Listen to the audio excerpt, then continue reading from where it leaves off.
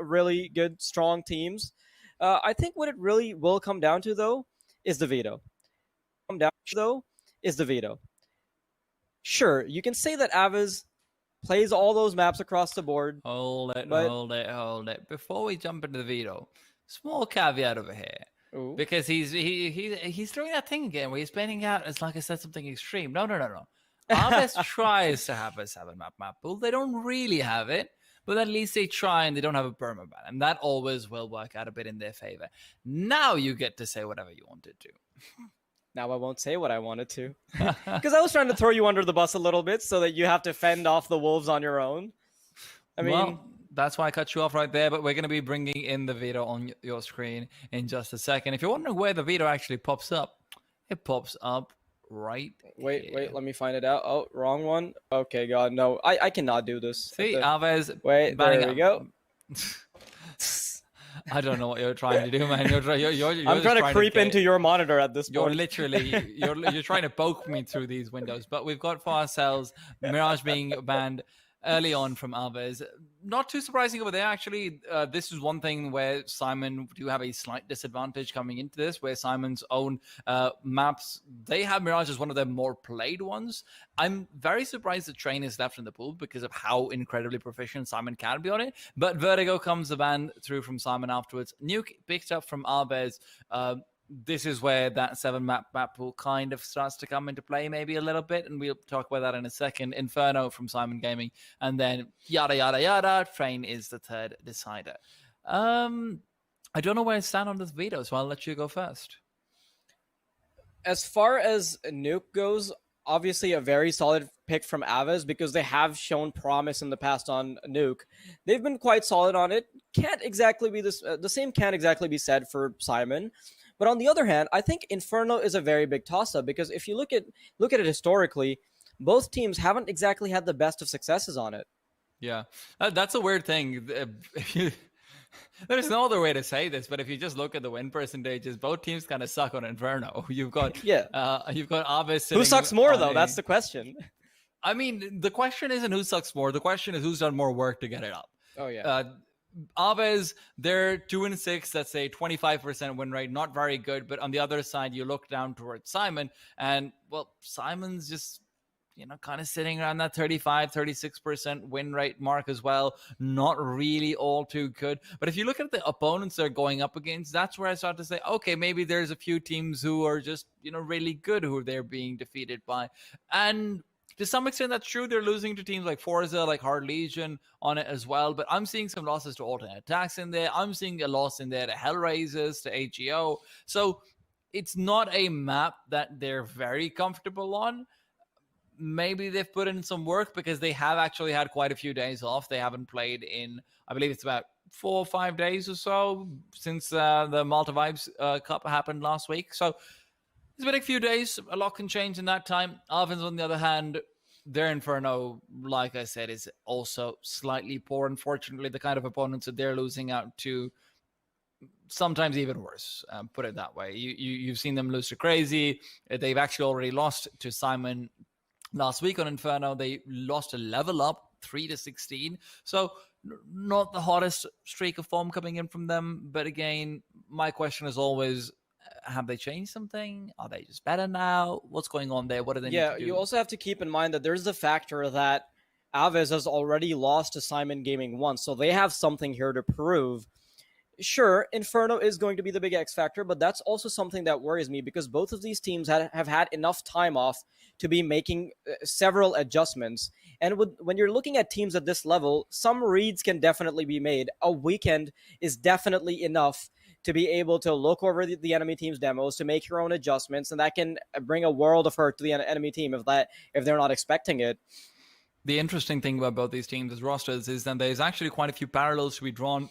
They both have fragging in-game leaders in Nealon and Navron. They've both got a major winner who has dropped off pretty substantially, but do still have their flashes of brilliance in Mo and Bialy. Bialy, I would actually argue, is probably slightly better in terms of form and how that's going, but obviously those things can be highly variable. Now, for me personally, the man to keep an eye out on is K, because K on AVEZ, he can be insane. Markosh and Kyler are respectable. I'm not going to take anything away from them, but K is the big player for me. Every time I'm seeing them coming into a game, into a series, the one person who seemingly always goes positive is K. The one person whose rating is always good is K. And that's even shown within the last best of 3 that they just played against Syman last week, where K had a 1.13, where the rest of his team had underneath a 100. So yeah, that's obviously very difficult he's the to big maintain. shining light. Yeah, exactly. So, you know, he's the big shining star that actually a lot of Polish teams, from what I've heard from the inside, have their eyes on as well. But this is a big question mark. Can he now be the difference maker to take it away versus Syman? You talked about their previous games. What's interesting to note, actually, is that the maps were the exact same, with Inferno just being the decider instead of the pick. And Syman even 16-9 on train. So I'm a little bit worried for AVEZ. Oh, yeah. It's the one thing when you look at Syman and AVEZ, because of the way their maps are, the way they've played in the past, this veto doesn't tell us quite a lot. Generally, for teams, you can look at the veto and you can sort of get an idea of what's to expect. But because of how they've played in the past, I honestly do not know. I think this is one of those games that could potentially go to the third map. And we've seen it happen before. What we also need to keep in mind, though, is that both Train and Inferno, the last time these two teams played against each other, they were 16-9 in favor of Syman. Now, the interesting thing is both of them had a washed out first half. So the Train map actually ended up being 13-2 in the first half, where Syman had 13 rounds on their CT side, which is incredibly impressive. But then they ended up giving away 7 rounds while they were on their terrorist side. So, you know, knife rounds are going to matter a lot coming into Train if we get there. Inferno, on the other hand, you see an 11-4 T sign beginning to the game from Syman, and again after that 5-5 in the next one. Obviously, you still don't really have a chance to see it materialize the same way, but knife round will be a pretty big factor for once for both of these maps, for both of these streams. Nuke, obviously, that is the knife round map. You know, that is the map where we get to see who starts off on the city side. And when I say it's the knife round map, why not just jump to the knife round and we'll be going into it.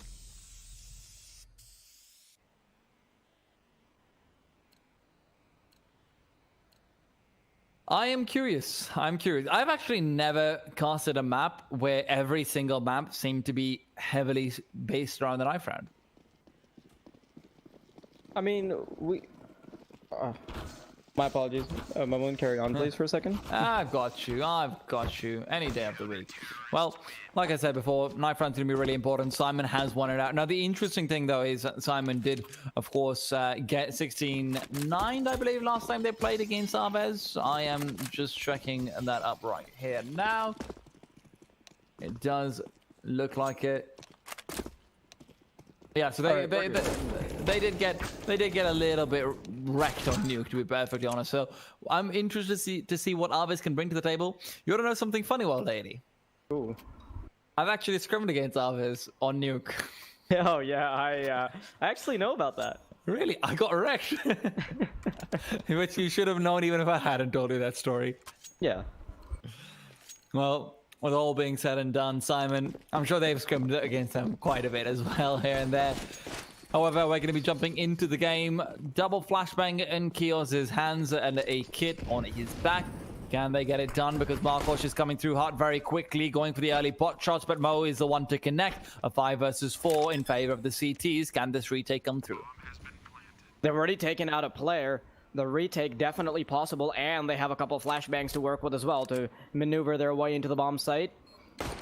With T's holding these close angles, it's just a matter of time before the smokes dissipate and they come through. Kyler picking up Kated. That's the first kill for them.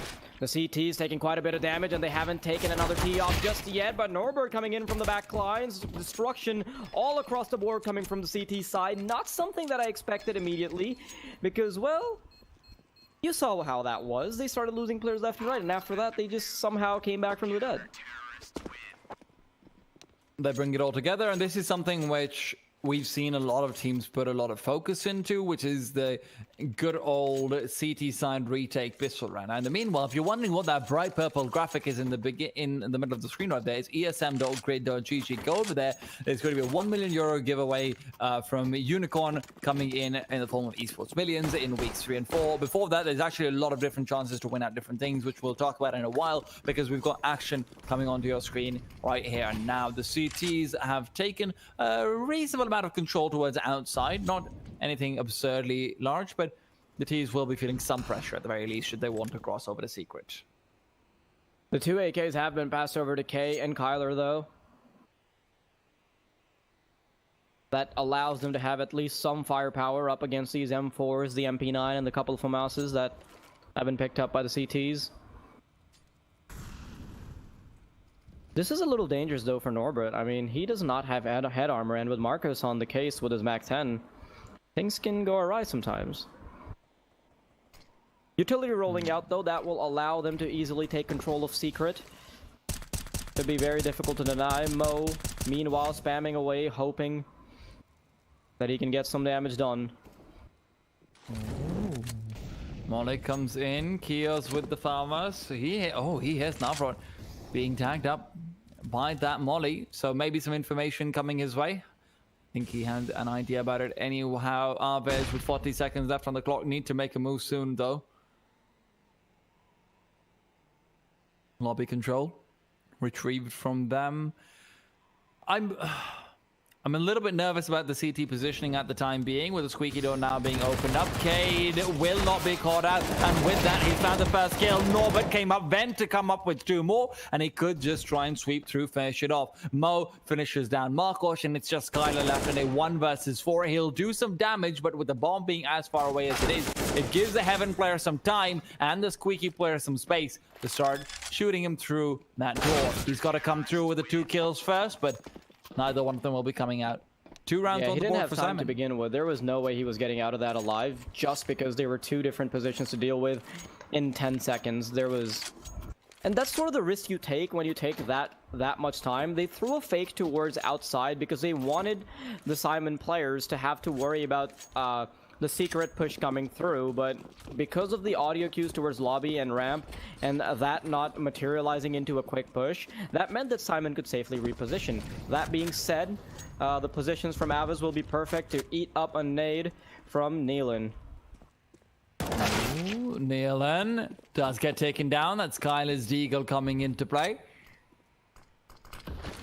Smoke is... Oh, that smoke actually makes it very, very troublesome, because the player inside Heaven who you're expecting to be there, well, he's not there. So, outside control becomes a lot harder to keep control of for the CT side. That's why Mo's forced to push forward all the way around from lobby, and he has found a lot of ground, but can he find the kills? Because if he's got off, then you're looking at a 4v3, and they are expecting him, so they're keeping an eye out. The M4 has been recovered for Marcos. He doesn't have head armor or any armor for that matter, but it could still be a little bit dangerous. Bombs planted down. Easy does it for them. Mo in the back lines, trying to fight them off, trying to make sure they get any kills they can, but so far so good for the T side. If they can get a few kills in, that's damage done, and that is damage done all right. 3v2. Kyler. Great positions from them, though. And Navarrete, if he can hit this Deagle shot, that could be all they need. What the door opening, he will flick to the other angle, and he will get it, but it does not allow his teammate enough time to get the kill. 3-0, Syman coming out on top, despite some of the nasty stuff done with Deagles.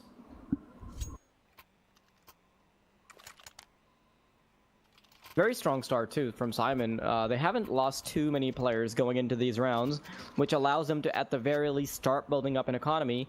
Meanwhile, though, AVEZ finally being able to afford all the utility that they could possibly need. Marcos on the AWP, so this should be the one true gun round that we see coming in. Oh. For a second there, I thought Mo wanted to get aggressive to his outside through credit card, which is insanity, but you can forgive him for that.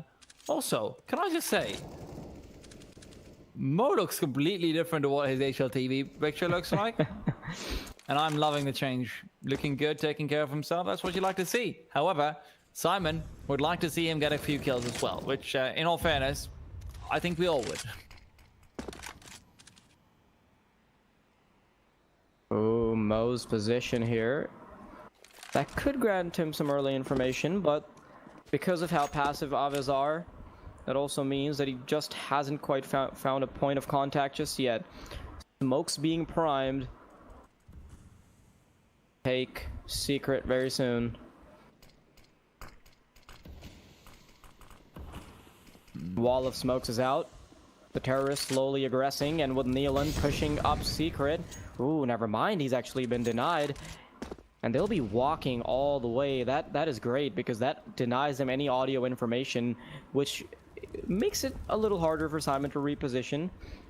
That being said, Navrot should be greeting a player very soon. Well, Kay's the one who's been greeted first and foremost. Mo takes him down. Navrot's been able to nestle away a little bit further off and stay safe, but Nealon, he's the one who's keeping them and Bay from actually entering the site. There's 10 seconds on the clock, and Kay's position is great, but he can't connect with more than one. It leaves it on to Norbert, but he's now taken down. Navrot 1 versus 3. Bomb needs to be planted, no time whatsoever, and he's just looking for damage and loss bonus, both of which will, well, at least one of them will be awarded to him. However, when all said and done, AVEZ letting go for another round, which it looked like they'd found a lot of ground, but maybe slowing things down too much. Mo has been popping off already, though. He has been hitting his shots. He hasn't quite found the chance to miss just yet, which allows Syman to have very good control towards mid and getting those early kills. Early kills, though, as I say that, there has been a 1-for-1 trade towards Squeaky. Norbert, position on top of the hut, but the players will not come through. They are happy with what they've gotten and will allow themselves to reposition. Kiaz, though, he might have a world of hurt on his hands, as there are 4 players ready and waiting in lobby. Hits the first shot, and the Molotov is there to isolate that player. That's a good start from him. Ooh, look at that firing range, though. He's picked up a second, and the refrag will come through as well. Kylar, though, he's still going for this 1 versus 2. Bomb in hand, a minute on the clock, so definitely doable. Ooh. Kylar reveals his position. He's not too worried about that. Can still fake out as if he's going back towards the A side. So technically the CTs don't really know what's going on, and they'll still probably have to go for a quick little move soon. He's circling all the way around so he can get a nice vantage point into decontamination. However, I like this positioning from Mo, as he will be posturing very safely for himself. Now, Kyla waiting for them to push through, will be planting the bomb out. It is not a fake. Mo might just want to fire a shot through, but Kyla's been given enough space to get back on top of the railings. 1v2, he's playing this perfectly. He's behind the silo. Can he get the job done? Flashbang will not come in to blind him, and now Kyla's repositioned the AWP on the other side. Mo is not expecting him, and Kyla has played this one like a fiddle. They're both walking in parallel to each other, but it will not matter. Mo could even be knifed at this point, but he flicked around in the middle of that and got some damage in. That would have been insane if he actually got the kill, but... Oh, yeah. Beautiful play from Kyler right here. The way he's able to come in behind the bomb site, I like that. I really like that. That was... He read them like a book there. That was such great individual... well, I think the one thing I'd actually like to point out is the pathing there, because he isolated those duels so well, and to get up on top of that railing like that without giving away information, that was beautiful. Solid clutch coming through.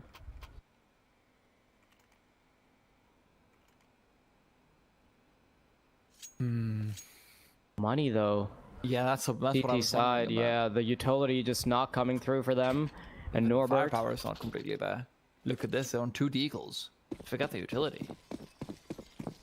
For a second there, I thought they might have dropped weapons. That's why they had this little money, but apparently they haven't. They've lost all control of their economy as soon as they lost 1 round.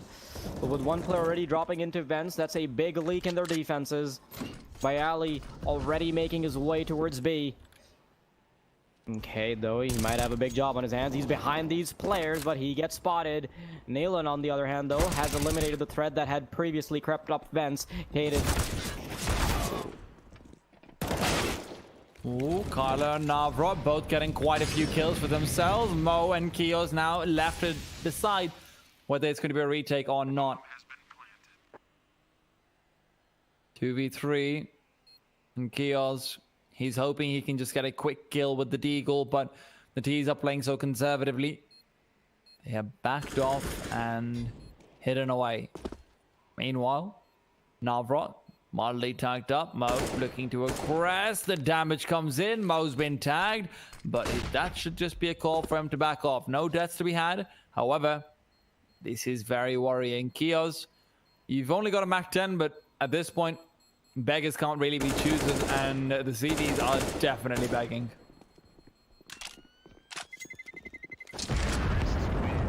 I mean, hey, they're allowed to beg, but they didn't get to choose regardless.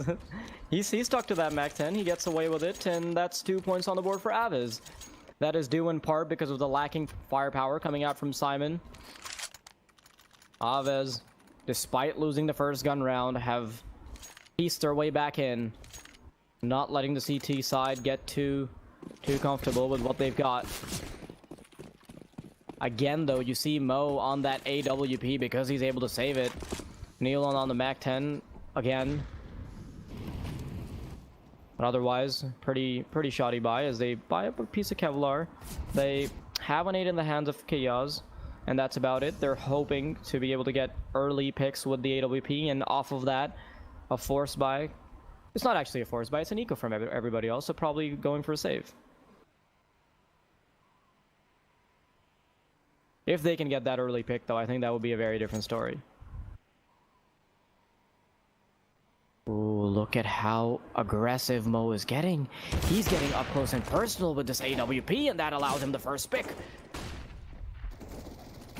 Can he get the second, though? Like I said, with the AWP being the pivotal weapon in this round, he's able to pick up 2 quick kills and assist in the third. Marcos, though, has an AWP of his own, a very stylish one at that, the Prince. Left alone now. And alone he shall die. 5-2. Syman. Sorry, Mo. He knows that the one advantage they can get off of is that AWP, so he aggresses. He doesn't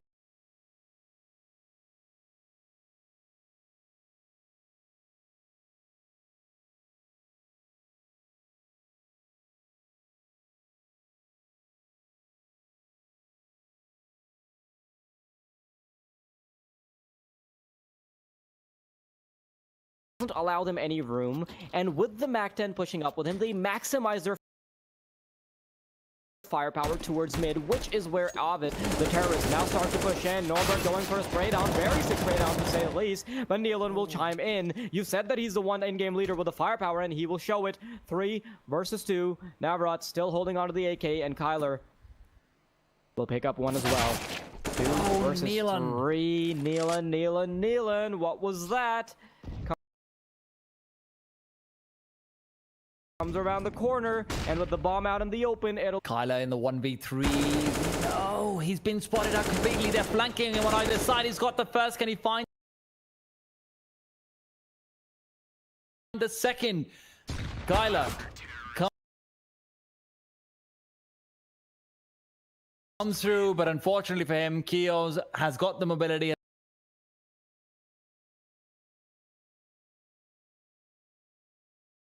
Has got the Mac credit and so many plaudits for the fact that, hey, at the end of the day, every time they come onto the thing for him, and it's so difficult to play around the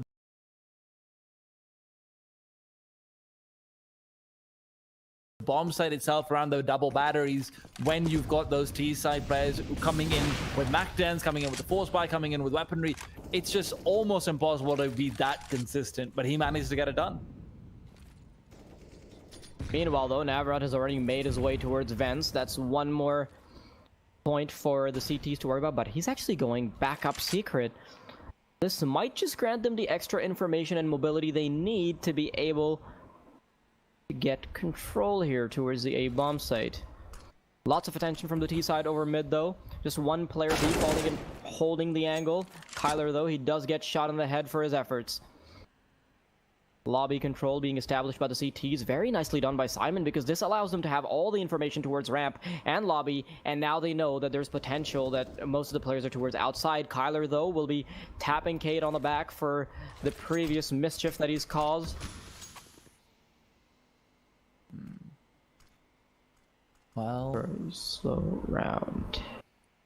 Much we saw it before that they lost out a round because of it. Navrot not spotted out yet, but he will be turning around and he realizes there's a CT player underneath him. Unfortunately, the same can't be said for the other side. A side underneath duress very soon. Norbert waiting for them to push. Norbert gets the first, but the second trade is from Navrot. Norbert thought it was completely clear, and Neelan will be the next casualty, or so I thought. A 2 versus 3 as Neelan manages to jump off the ladder and come through with a quick kill. Oh, Marcos, that pretty much denies the retake, but Kiosk spamming through the vents will pick up one before he is traded out by K. Now, he would have actually had a chance there to go for the retake had he hit that deagle shot on the first try, because that would allow him to take a 1 versus 1 with K. Fortunately, though, that does not come through, and AVEZ will be getting their 3rd round on the board. Norbert, though, man, he always gets at least 1 kill, but at that point he does have to rely on his teammates to pick up the pieces, because as you said before, playing around the A bomb site always a very difficult prospect because the takes can be so varied. Oh, fair bit of utility from the AVEZ side. Man, can I just point out that one of the CT players, I think it's Neelan, that has a blue deagle and the Cobalt Skull's glove, so his combo is actually hurting my eyes. It's so bright and blue. Look at that.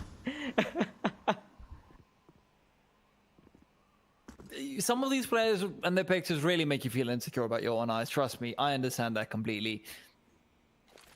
Hey, I'm talking about his skins. I don't know what you're on about. Hey. I know what you really mean. Kios, though, I'm talking about his aim. I'm really envious of it, but Kyler, he isn't. He just comes up on top of the box, takes the man down. Mo returns onto Marcos, and now you'll see the nice little boost to come through from the CTs into heaven to allow them to circumnavigate back in towards B side from ramp potentially, but it might be a little bit too late. Neelan's already realized they're coming in. Norbert for the first kill. Can Neelan find this? Unfortunately, it's through the middle of the window, so he's not able to hit those shots. The penetrative power is not enough. And it's a 2 versus 2, but they're not expecting KDO will be Ali check this angle.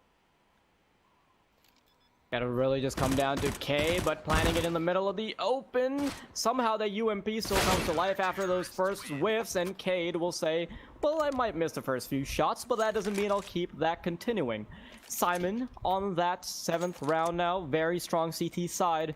AVEZ piecing a few rounds here and there. They got 2, they lost 2, and then they got 1. You don't really see that firepower coming through from them, with the exception of Kyler, who's... honestly, a lot of the work they've done have been off of the back of Kyler's kills. He's sitting on 14 kills, with the second player coming in at half. In fact, if you combine all of his team's kills, they're about the same as Kyler.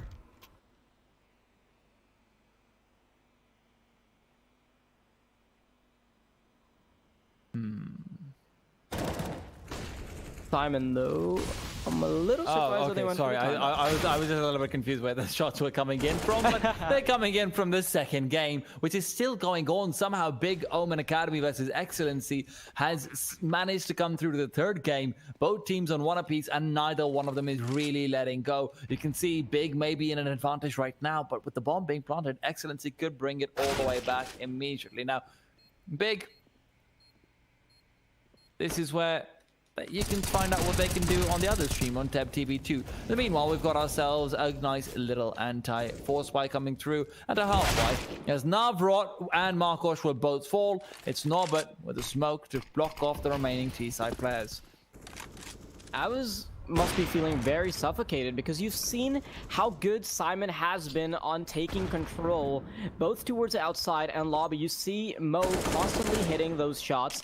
You see lobby control being established by 2 or 3 players, constantly being pushed up by Syman, and the one time they don't, they just get turreted down, so it's very difficult for AVEZ to be catching a break.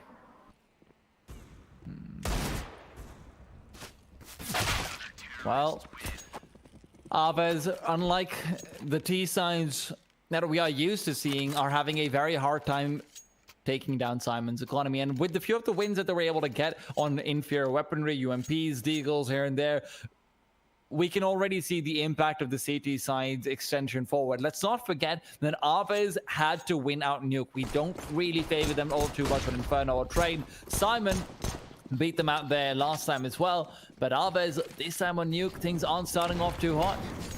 Even if they are on the T side, Neelan, early shots aren't really going to come through. The M4A1, not the best for spamming through the vent walls, but it will at the very least get a few ticks of damage in. Oh, that's from the Molotov. No, he got a shot through as well. Oh, okay. Yeah, that works. He's not taking 30 damage from the Molotov, man. He sees it. Have some faith. AVEZ, though, scattered across the map, though they haven't quite found too much control, but with Navrot having walked up towards Secret, that is a thorn in the side of Syman. Secret smokes being thrown out. This might actually give away Navrot's position, but Norbert, no, he's pushed up in lobby. He's picked up 2. And that push might just be what stops AVEZ. I don't think they realize, though, that Navrot is right there, but with Moze, the way he's pathing himself means that he's wary to the tricks that might be up their sleeves. Oh, he's checking the ladder. Oh, he looks away at the wrong time, but he doesn't get contested quite yet. Cade, on the other hand, though, has made quick work of K, the counterpart to his name.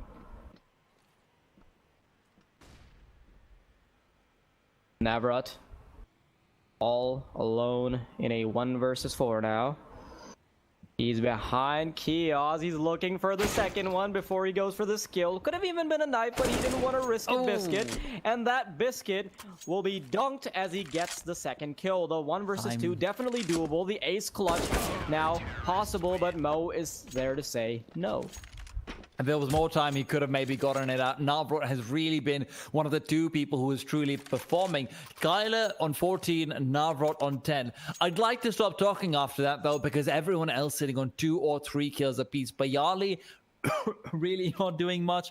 Gay, the one who I hyped out, also a little bit out of it. And Markosh, well, 3 kills, sure, it's 50% better, but 50% doesn't mean very much right now, does it?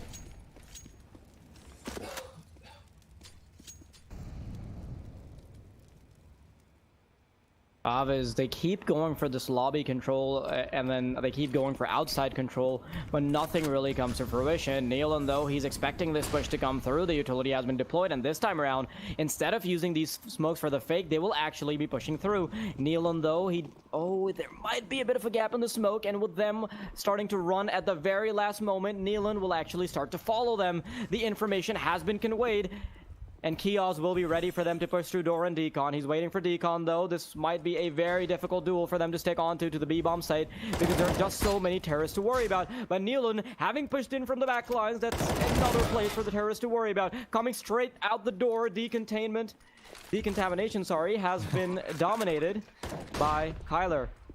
They can't contain him at all. Maybe that's why you're calling it decontainment. Mo in the back lines would like to get a backstab as well. Navrot, who's been a hero so far, will need to do it again, but Markosh is the one who's finally picked up a few more. Navrot's still alive, and anything is possible, but not when he doesn't have bullets in his chamber. Cade almost taken down. Markosh on the AWP is trying to get aggressive, but there isn't time. There's only a second left, but he does get it at the end of the day. Markosh comes through when they need him the most. 4th round on the board of AVEZ. You see that B-hop there. It's true. Yeah, the only reason he was able to stay confident and still have the same speed... No. He would have still killed him. There's still a second and a half left. The problem, though, is if he's just running there holding W, he can't be confident that he wins that duel, because he can just peek straight out the smoke, and it's too easy of a target if you're just holding W. So having that B-hop, he's relying on the enemy player to miss his shots because he's jumping around like that. I know you're trying to find excuses to justify B-hopping more in games, but no.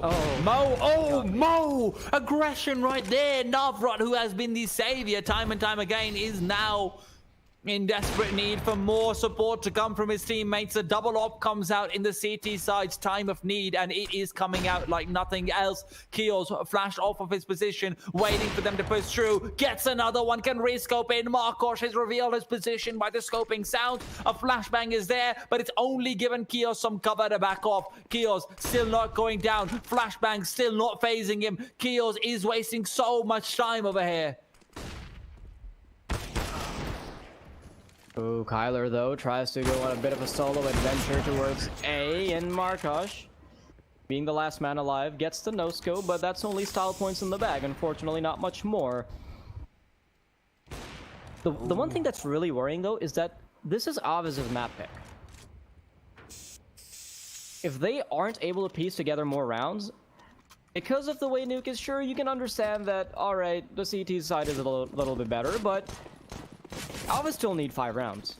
Because when you're on the CT side and you don't have any rounds to work off of, the threat of the pistol round is so big because of how the CT side economy works. Mo, though, gets flashed out this time around. Doesn't get the same shots in as you would see from him earlier. Watch out for K, who's got an aggressive downstairs. Neelan. He's still... What?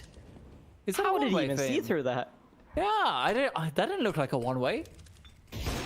Must have been just from the corner, I suppose, but it is what it is. And shots still being fired across the board. The question is, what exactly will be coming through from them? Still no real kills coming in, but how will it work out?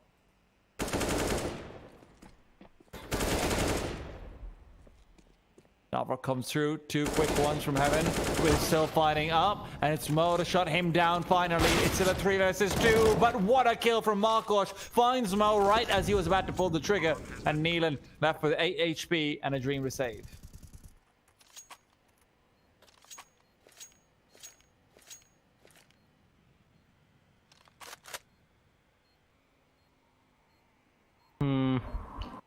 Would it be in the last round, the 1 versus 3 looking next to impossible, just 8 points of health, and well, there it is.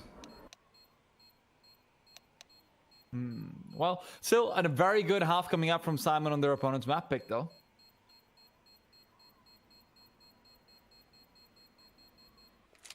I'm sure they're very happy with that. That being said, there's still a million ways that AVEZ can come back into this game because they are on the CT side now as long as they win the pistol. Speaking of millions, though, make sure to check out at the Esports Bibles pinned tweet for your chance to win a Main Gear Gaming PC. All you need to do is retweet and participate in Esports Millions. That being said, we will give you more details about that very soon because I believe the action is about to ensue towards the outside area. Markosh spamming away through the smoke. Hasn't quite found anything except the sweet, sweet release of having information. By Ali, though, almost got the sweet release of his own in the form of death. Well, you know, some would argue that different releases are sweet in different ways. K would like to have some sweetness, but it's Navrot to seal away the first. K gets head afterwards, so, and it's Kadio and Mo to come through, get the advantage for the T side. It's a costly advantage, though, as HP has been lost to plenty. Kyler had a chance to eliminate Neelan, but that chance is not capitalized on, leaving Markosh in a 1 versus 3, where he needs to come out big, and Markosh doesn't feel confident going for the reload, but will get the kill nonetheless. Bomb is down. Can he get this job done? They're both very low, but not quite dead. And Kadio will show him the difference between that. 11th round on the board for Syman. A lot of shots being whiffed, which allowed Mo to get those 2 kills. But at the end of the day, he's happy with them coming through any way possible.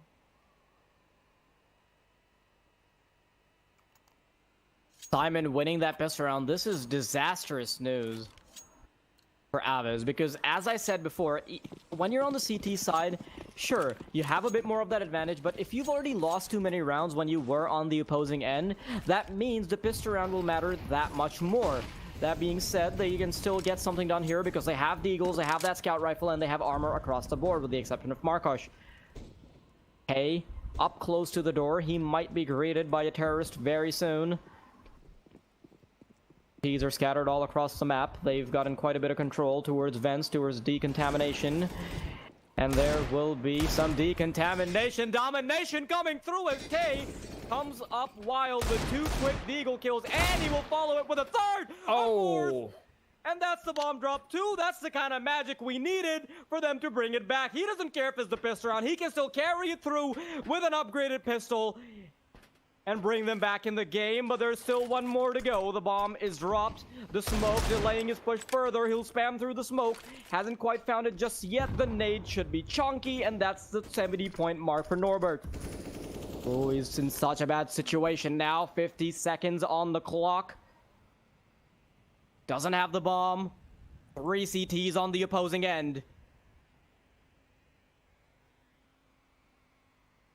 Oh, he's come all the way around from observation, but they're going to be expecting this. Ooh. He gets the first kill. Is still not out of the bag just yet because there's still 30 seconds. Gage has done so much, and he will carry it forward. He gets an ace starting off with the deagle, and that is the individual plays you were talking about in the pregame. 3 kills in the first half, 9 kills right now, and it's all buffed up off the back of this beautiful round where we caught all 5 kills. Look at this. Absolute domination with the deagle coming in. AVEZ is opening up a can of whoop ass, and its name is K. Syman, 11-6. Still a pretty good round, but even so, they have to start being worried. As I say that, K will fall.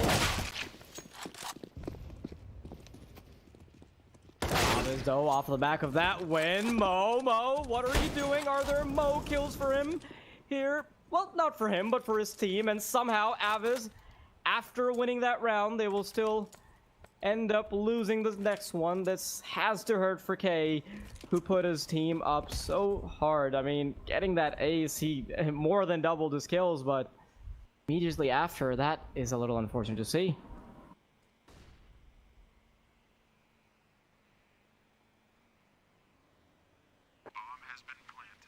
Oh, Kyler. Can he pull off the ace? I think it would be slightly more impressive if he can. I feel like it's probably not going to happen, but one can speculate. On a serious note, though, K comes through with a brilliant ace, brilliant round, carries them forward like nothing else. Unfortunately, it doesn't really stick around for all that long. Immediately after that, he gets wrecked on his own, and Syman will give AVEZ a taste of their own medicine. Unfortunately, it's a lot more bitter when you're on the city side and down 6-11, very soon to be 6-12. It seemed like they had been given a lifeline back into the game, honestly, with K's heroics, and I was ready to start talking about, oh my god, look at him, he could start changing everything around completely, putting it on its head. But AVEZ isn't in that position anymore. Yes, they can still elect to go for a force buy, but that's dangerous territory, and if they lose this one where it seems like they are going for one, at least K is, if they lose this one, that's a 14-6. That's not a recoverable scoreline. Losing out on this would be huge.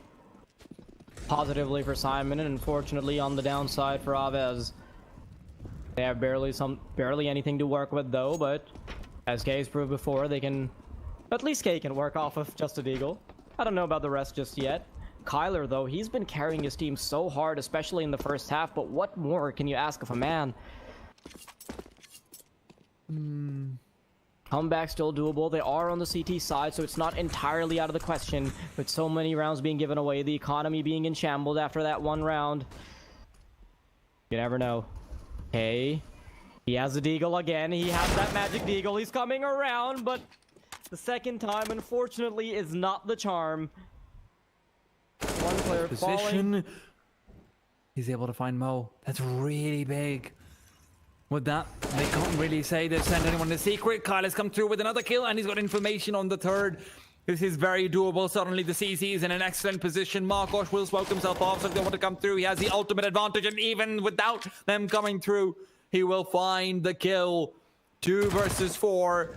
And Navrot fighting back with the MP9 will have Markosh help him out. Cade can't quite sneak it away, but man oh man, for a second there it looked like things had potential to slip away for AVEZ. However, 7th round on the board for them, and like I said before, that was the ultimate gamble, but this time it works out. AVEZ, they've been granted a second lifeline back into the game, and they cannot drop the ball here. There needs to be some star power. There needs to be some star power that flows through at this point, because you can see that individually some on the AVEZ side are starting to lack. I mean, Bialy, he's been sitting on 3 kills for the longest time, and he's one of those players that you really expect to step up. Syman, though, lots of damage being taken towards outside. Markosh will be there to eliminate Norbert. Nealon already on less than 50 HP. This is a good sign for AVEZ, who may be carving their way back into the game. This is going to continue to shape into a bit of a tricky round, but a very pivotal round nonetheless.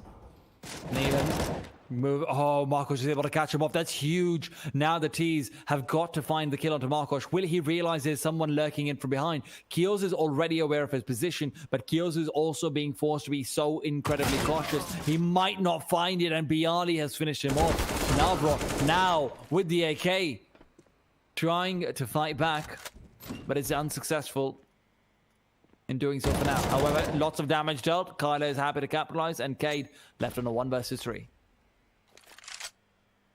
Doesn't even have the bomb though, so this is very problematic for him. It was dropped earlier towards the lobby by Ali though. Coming up from the back lines. Cade is just going for a save at this point. He knows that he's probably going to get hunted after time, so if that does happen, this would be disastrous for Syman.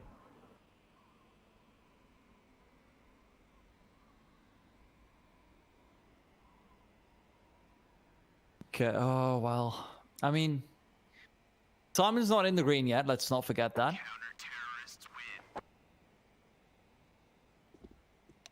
However,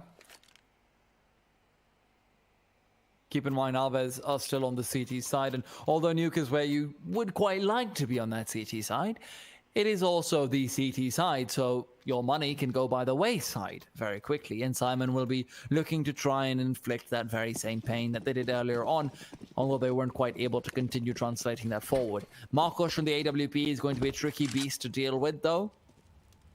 Depending on where exactly he wants to play from, there's a lot of presence in towards ramp from the CT side. Markosh not really finding anything, and Syman isn't looking to present themselves to him on that side. This could just be a fast-paced A-take as well, but we'll have to wait to find out about that, as Syman themselves seem to be slightly indecisive. They are waiting for a late secret set of smoke. Still a minute on the clock now, so Syman can choose to go wherever they want to. Navrat, big task coming his way as he is the sole defender of ramp. Well, actually, scratch that. Markosh tries to chime in, but will immediately be put down. Navrat now about to be pincered in, as he may just have to deal with a player that will come through secret. Very tough spot to be in for both teams, as either are fishing for information. 45 seconds on the clock. Syman.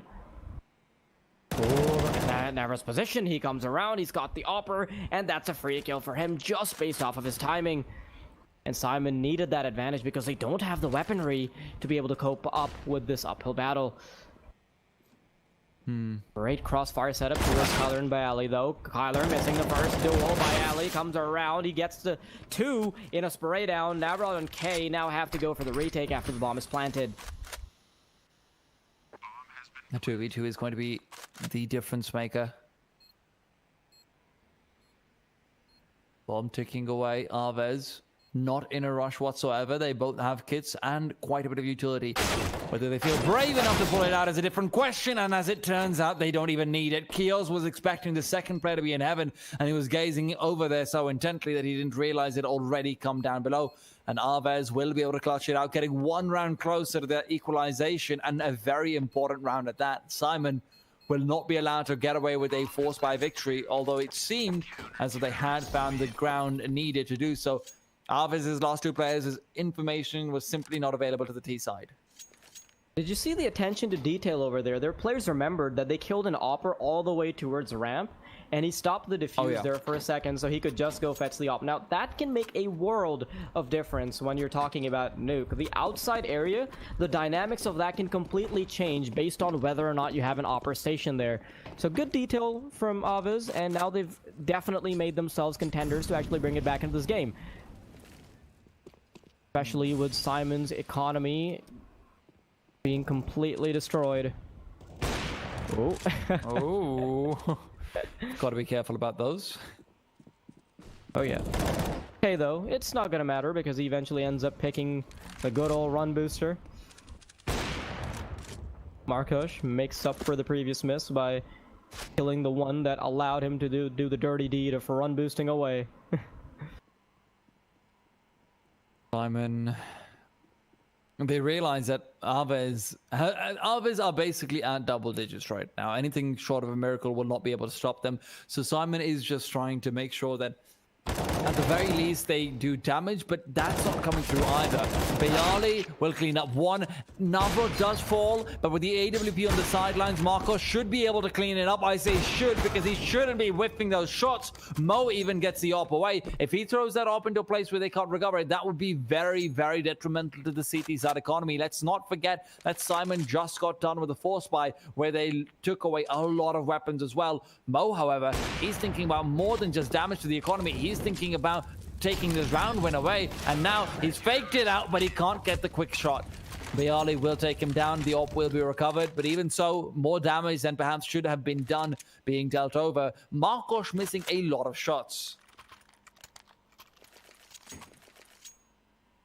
AVEZ, they've somehow made their way back into this game. We thought that Syman were pretty much dominating them all across the board, but off of those two lifelines that we saw, they've somehow made a good case for themselves.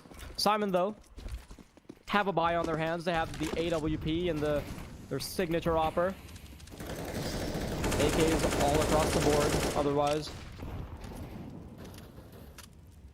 Markush is playing very differently on the CT side, though, as compared to what we saw from Mo.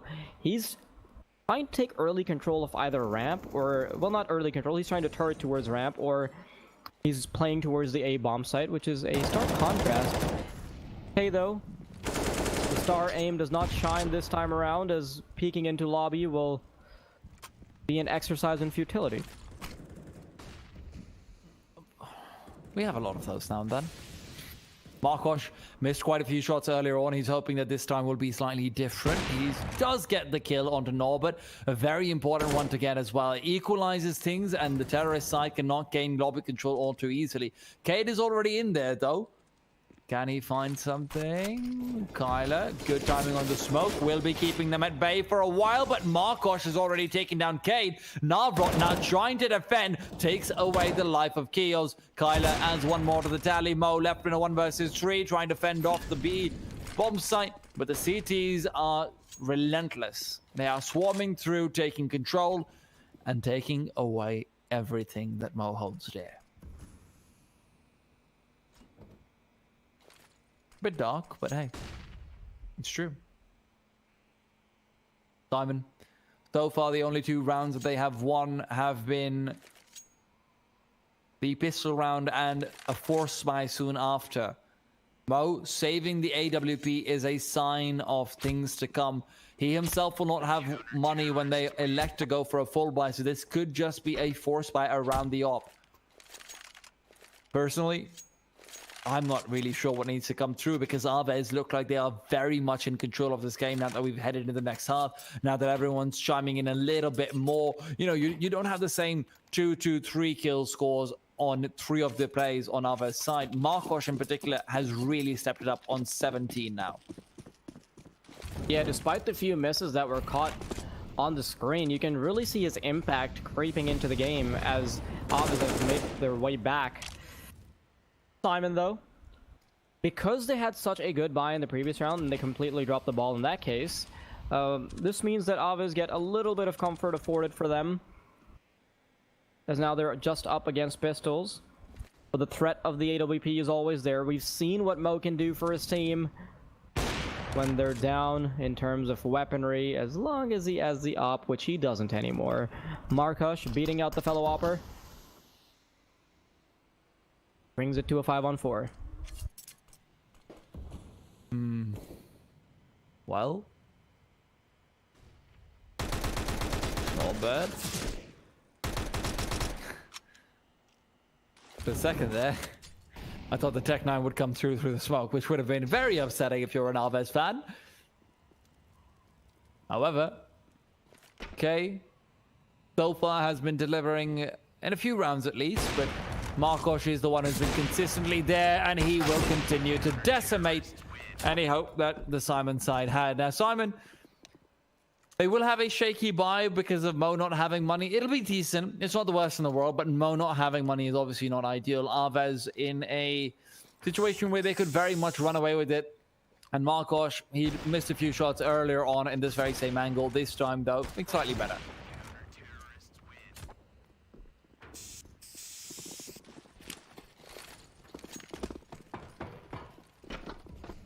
This is actually one of Syman's last gambles here, because if they lose this round, it means that they're back to being cash strapped. But Kios, man, oh man, he didn't watch step there, and he's lost half of his HP for it. And they have information too, so he's just sandwiched in between K and a hard place. Marcos takes Mo though, and with K not being spotted earlier, that means that he's able to pick up a kill as well. Bayali finally starts chiming in, despite the fact that he wasn't quite up to the mark earlier. Kneeling in a 1-on-5, and this is crucial for both teams in terms of economy. We often don't see the T side really that cash strapped, but with AVEZ saving all 5 players, and Syman losing all of them immediately with pretty much no damage being done, that means that Syman AVEZ going for a lot of force buys as well. Oh yeah. AVEZ is in such a comfortable spot now. No, I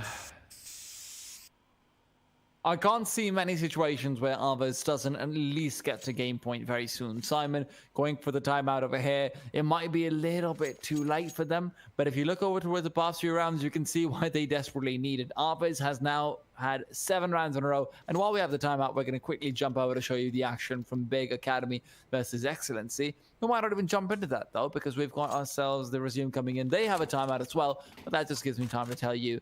That's on 14:11. If you want to catch that one out, it's on www.twitch.tv/TEBTV2. That's Debit TV2. We are back to our own stream though, the good stream, where we've got ourselves a very back and forth game.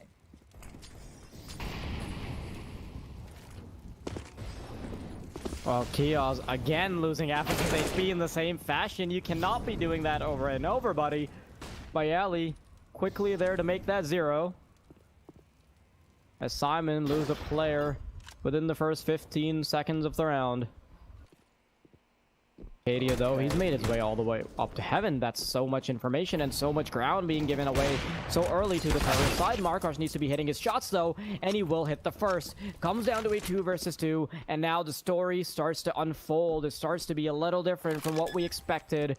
The last chapter, in a stark contrast to what the first one was.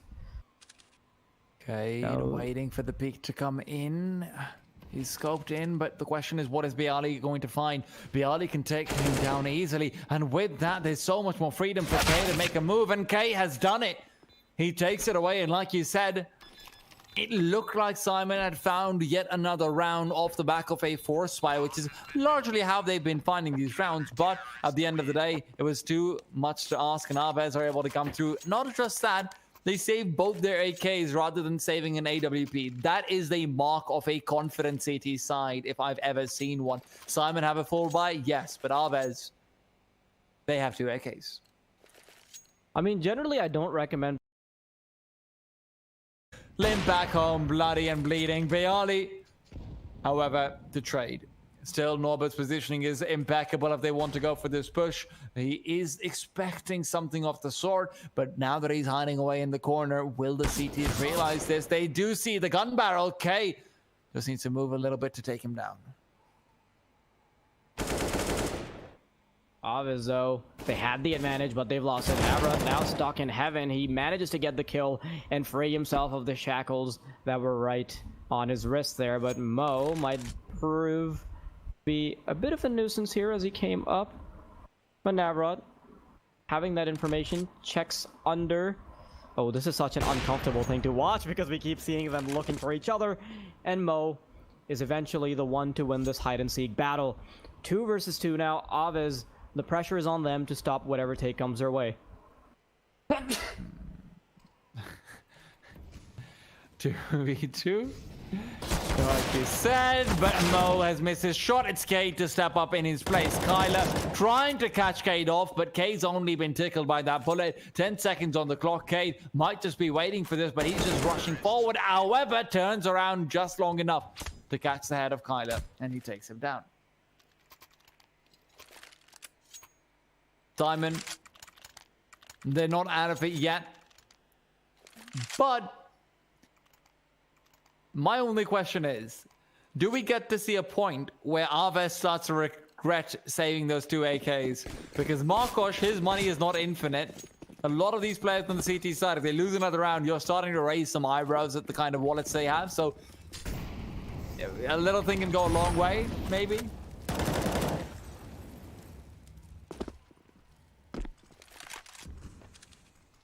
This is such a back and forth game to watch.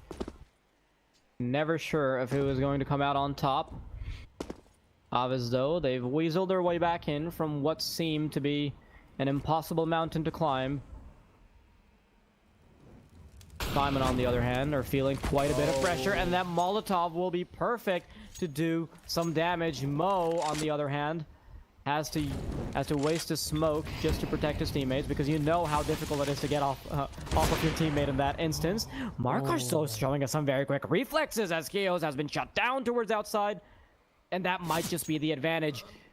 AVEZ spotting a player. They will be backing off. That proactive play is so important as well, and it comes off the back of that Molotov damage tick being heard, because Markosh can feel so comfortable taking the peek despite the Molotov coming in. He smokes it off, takes a peek, knows that there won't be a lot of players rushing down like is happening to K, but it's a 4 versus 4. Kyler will be pivotal. He's been so big throughout this game so far. A flashbang to fly through. Kyler to have Bayali giving some support. However, a nade will make things slightly more difficult for him. 20 seconds on the clock and they want to come in. They're waiting for Mo. They've got another casualty on their hands as Bayali still trying to fend them off. Cade, he will be able to get the bomb down, but that molly will prove to be too much for him. Diffuses it with 1 HP, but what more can you ask? AVEZ getting on match point now. That's 15 points for them, and that was true.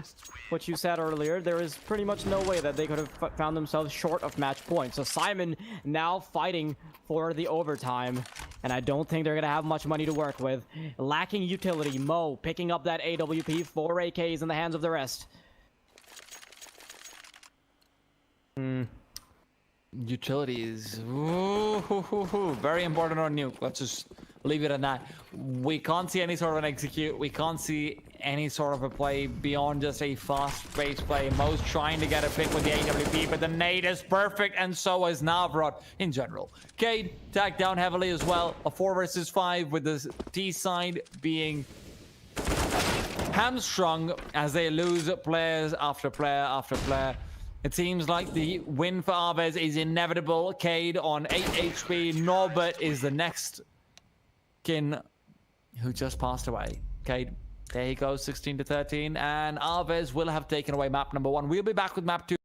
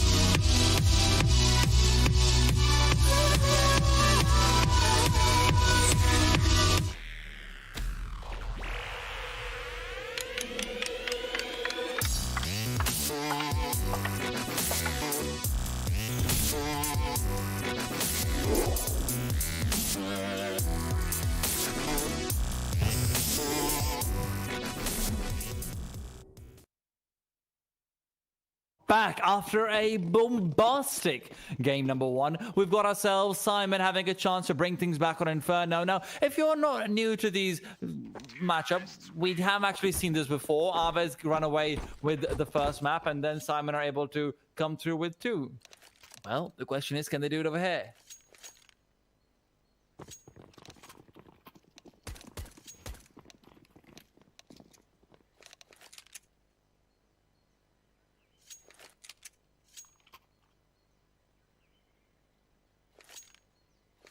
Well, we're going to be heading into the pistol round in just a second. I believe production's got to mute a bit of their microphone. We've got a few technical issues coming on our own side.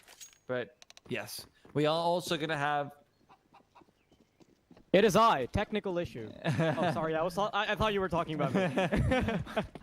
Well, I mean, you are technically an issue, so there is that. Oh, yeah. Well, we're gonna have K jumping in. The USP will not come through with a kill. However, Bialy in the backlines will do so. Aggression down mid isn't serving them all too well as Kios comes through with another return frag. The terrorists have already accrued an advantage. The question is, where do they want to go with it?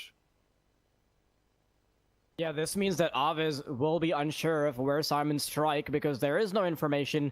They've gotten the first pick, but the cost was 2 of their own. Kyler, spotting 1, has to pay with the very eyes that he saw them with, though. Another headshot coming the way. It doesn't seem like they can catch a break when they actually look down mid. 2 quick headshots, but the bodies have yet to fall. They will be checking the shelter, but the shelter will be striking back. 1 kill from Markosh. There's still 1 in the cubby. Markosh trying to maneuver around this. He wants to be able to peek Mo. The bomb is now going down, and Mo picks those kills up very easily.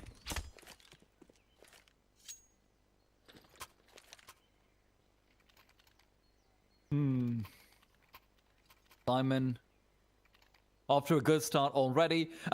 In all fairness, they were also off to a very good start on Nuke. They did let the rounds and the game subsequently slip through their fingers just a little bit. However, this is still going to be Markosh trying to get out around with the scout. AVEZ was actually able to find some success off of 4 spies on Nuke as well. In general, they have a few players who can go off like nothing else. We saw K's beautiful ace with the deagle earlier on. The question that will obviously always be there is, can it be replicated? And with Markosh going down early on, it doesn't seem likely. Norbert crouching down, pre-fires him, beautifully done. And with it, you have Navrot also being tagged down. Just such a quick shot too from Norbert. Yep. Very nice and clean. Syman, though, they're making their way towards mid. The flashbang comes out, and with these close-range weapons, I don't know what I'm saying anymore. It's going to be very difficult to hold this line. Already crossed towards library. The smoke deployed for arches. Navrot, though, the deagle will come to life. Bit of a stalemate here as they wait for the smokes to subside. Kyler, excellent position for him if he does not get caught by the player towards short. Their flank is coming in as well. Navrot, the headshot should be lined up just now, but the crouch takes it away. K, he's had nutty deagle shots before, but he is unable to replicate that.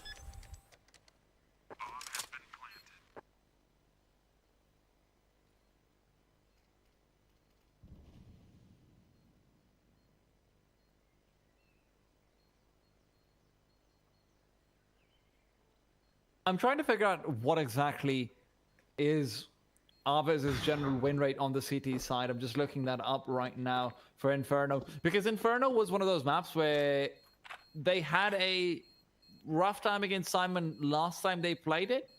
However, it was a case of knife rounds being incredibly important. So just trying to find that one out. So last time they actually went up against Syman. Syman on Inferno started things off 11-4 on train, which sorry, not on train, on T side, which is exactly what is happening over here. They could run away with it a little bit, but at the same time, on the flip side, you also have to consider that if AVEZ is able to stop them at a 9-6 and 8-7, maybe that's enough to give them a chance come their terrorist side. AVEZ's own CT side probably not too well prepared if you actually coalesce everything together. So this should be interesting to see how they perform. Syman trying to get early control of mid. They tag Kyler as he crosses over, but with no armor, well, 2 sets of armor on the AVEZ side, it'll be very difficult for them to hold on to this round. That's not what they're hoping for anyway, that they're trying to get as much damage done as possible. Pretty good control here from AVEZ because they have mid, they have all the information they could want in Banana, and they also find the head of Nowrot. Finding another player towards Coffin, the smoke will be deployed by the CT side, but they do not know that there's only one on the other end. Wary of a stack, good attention to detail coming out from Syman, who are waiting for the information to be given up. If they do walk towards A though, that'll mean that they will run into a stack, and with that information being fished out, they will slowly make their way towards B. Syman may have... Oh, actually, nice little flashbang comes in. Bialy's got a tap to the head of Neelan, and he's still alive. A secondary flashbang will keep them at bay for a while longer, and it gives him enough space to back off into new box. The question is, will there be anyone pushing through or boost it up? Yes, there will be. K with a quick frag. Bialy, unfortunately, is a casualty in the meanwhile, but Markosh is good for another, and it's suddenly a 3v2. Guns, unfortunately, not recoverable, but another boost is coming in.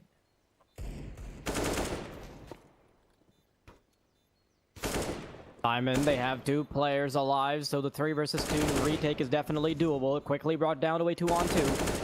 Too much damage being dished out by Norbert here, who does not care about the numbers. He knows that they're on pistols, and he will chime in with Norbert to take 2 kills. Syman Gaming now on 3 rounds. All round pretty good round though from AVEZ. You know, a couple of kills right there. Unfortunately, actually, Bialy wasn't kept alive because the kill from K was slightly delayed. He missed a shot to the head, and he actually missed a body shot as well. Otherwise, Bialy could have been kept alive with the deagle, and then you have a lot more firepower, and you also have the distracting force internal to the site itself. So that could have actually gone very wrong for Syman, but they're able to clean it together off the back of some mistakes and some outplays as well in the 2v3. Syman Gaming, quick control being established towards mid, and Norbert will be catching the player towards Boiler. K does not lose his duel in the apartments though. But Bialy on the reload, he will allow these players to move through the smoke. He loses the duel, and Norbert has picked up 2. Mo, though, already having positioned himself towards the watch on apartments. K has a big job to do here. He does 2 quick kills, but that'll be the end of his life. Norbert now on 1 HP. Mo has to make this AWP come alive before it spells certain death for his own team. Waiting for the push from Kyler. They have utility, but will they be using it? Flash comes out. The flash is successful. Mo to fall. Norbert, 1 HP. He's gotten 2 kills. Can he get a total of 3? He picks up the 3rd as well. The 1 HP clutch could be real, but the nade is there to take him. Barely grazes him. And that should be it. A slightly anticlimactic after he got himself the first streak. But the nade is always there. I mean, yeah. the threat of that will always be there. Yeah, that's the reason why Pit is balanced. You know, yeah, to some extent.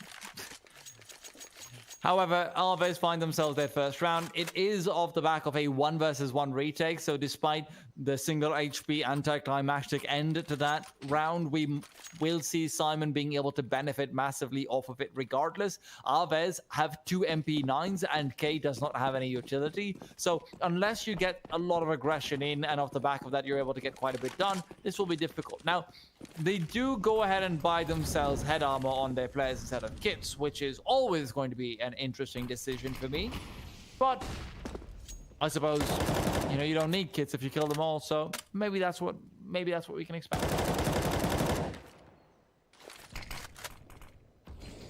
AVEZ, as soon as they get on those guns, they win the first round, but they lost quite a few players in the previous one. That means that they're on MP9s on Nowrot and Bialy. Look at Mo's HP though, he's already gone down to 14 points of health, but that also means that the AWP will be more firmly planted in his hands because he knows that's the weapon he can get kills with at this point.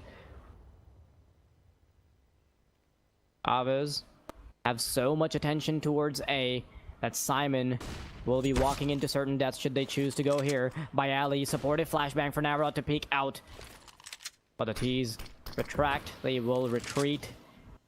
And the action slows down. 40 seconds on the clock though, so Syman need to make a play happen very soon. Looks like their attention is going towards Banana though, because the bomb is placed in a position where it suggests that Markush, quick kill to back off and call in the rotation from his team. 25 seconds. And the push should come in soon. Oh. Cinematography. Christopher Nolan, is that you? Regardless, though. Two smokes going over towards CT isn't really ideal. However, Marcos' shot is only good for one. Kios will be able to come through, but the bomb can't be planted. Cade trapped inside a rock. Just inside a rock. He's not even between a rock and a hard place. He's literally inside a rock. It's a and that's the hardest place it can get, inside a rock. Yeah. Всем привет, друзья, подписчики мои, с вами Вадик. Хотел попросить подписаться на мой каналчик, поставить лайк, будь ласка, любі друзі. Ну, вам цей БКД уже, не ставьте мне лайк, спасибо.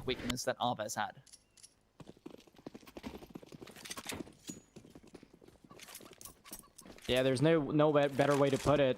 AVEZ, now they're on those weapons.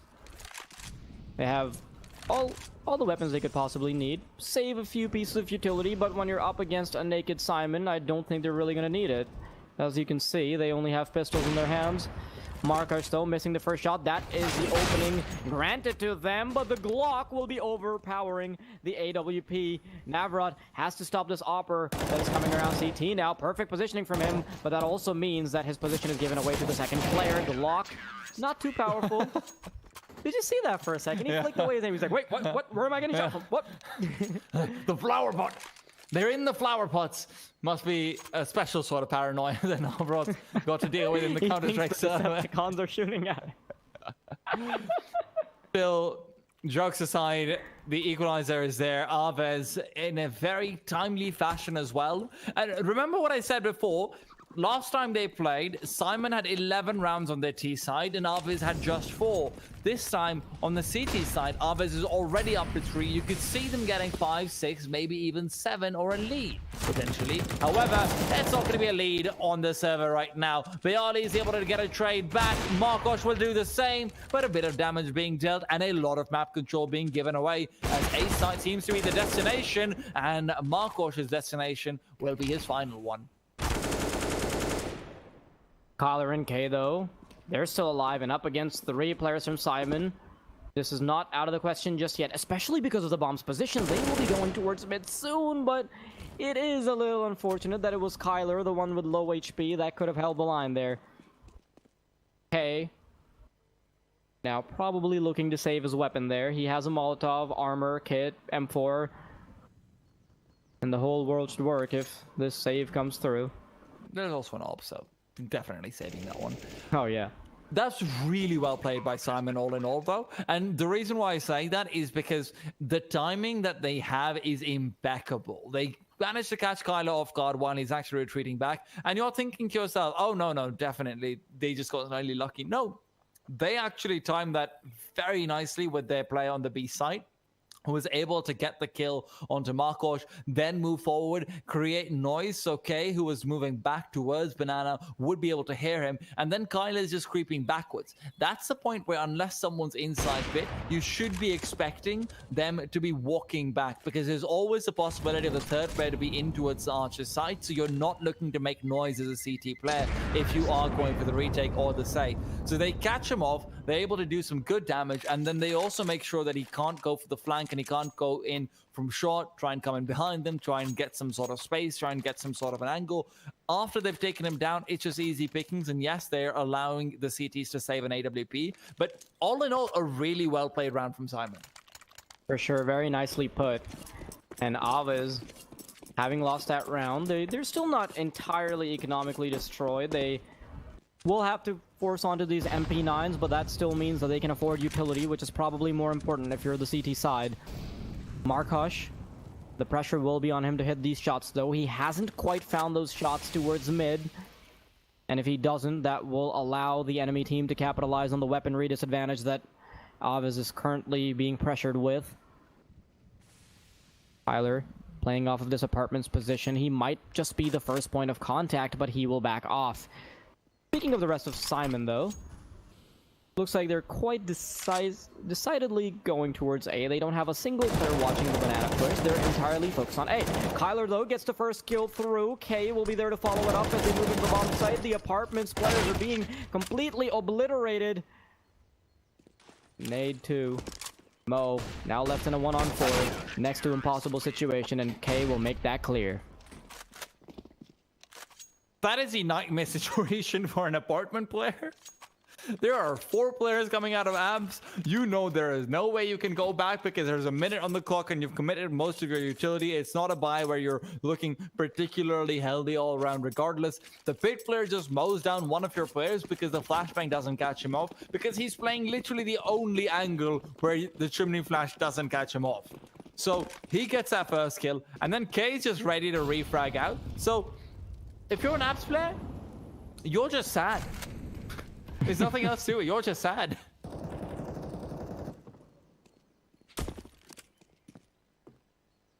Speaking of sadness, though, Syman will further be put under some grief as they have no weaponry to work with. Couple deagles.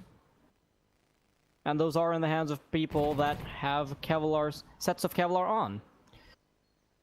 You say sadness, I say frag movie opportunity. Let's go. I mean, K has already availed that. Let's see if the That's opposing true. side will, though. Markosh.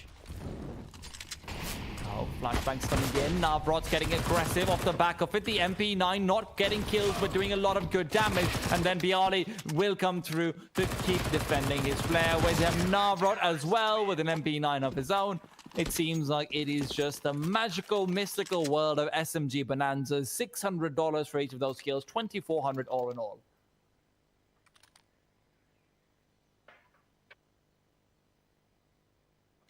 Syman finally get the opportunity to buy up now, though, but they're lacking utility quite a bit. 4 smokes, though, that does allow them to move into a site, but the problem is when you're facing up against an AWP, and MP9s too, by the way, those are very deadly if you don't have a flashbang. The threat will always be there. You will have to physically shoulder peek out just to be able to make them miss that shot. They're actually very lucky, though, that Markosh is opping down towards mid rather than towards banana. But oh, I thought those MP9s that you talked about, considering maybe getting a little bit aggressive as they re-smoke off the bottom of banana. AVEZ looking pretty dominant towards banana, but Nealon in quick fashion will be shattering that dominance entirely. All that control gone to waste because one player in the logs will log them out. AVEZ, though, getting quite aggressive with the AWP, and those flashbangs that they were missing, they're not going to matter too much because Markosh has been eliminated. Kyler and K, though, they're on the A site. Lucky for Syman, though, they've picked the B bomb site because they know they've already gotten 2 players. They're so wary of the potential of there being 1 player. So that does give AVEZ the time to rotate if they decided to go for a retake, but they will not. They are making the correct decision here to hold on to these M4s. Is there an op somewhere? Yes, there is, but I like that Mo is actually standing right outside of Archers to make sure that the op can't be picked up. So if they're coming over, they have to contest, they have to risk giving over the M4s. So all in all, those little micro plays can go a long way. 20 seconds on the clock and the bomb will be planted. One thing to note in this round is that they're slightly unlucky. If Markosh had gone with the AWP towards the B bomb site and they played it slightly standard the way you normally do, what happens normally in a B take with 3 players is that you have an AWP that's posted up towards broken wall or towards the cart itself. Hold on thought. Mo gets one, will be taken down by the other one, so Kyler can at least potentially save the op. However, it is at the risk, at the result of one of his teammates falling.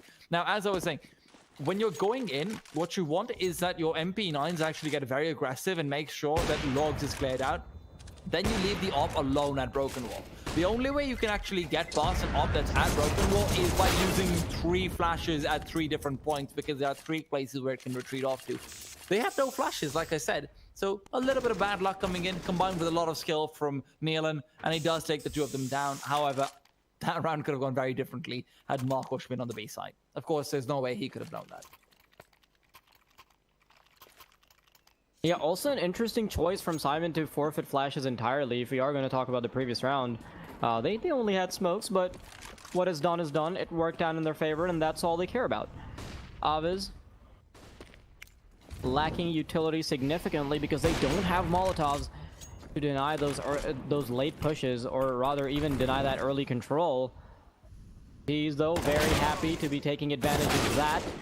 Norbert and Kios, 2 quick kills, making it very hard for the CTs to come back into this, but Navrod and Mark still have that double op setup going on. It isn't entirely impossible just yet, but they won't peek without a flashbang. They actually do, but the pixel peak is too narrow for him to connect.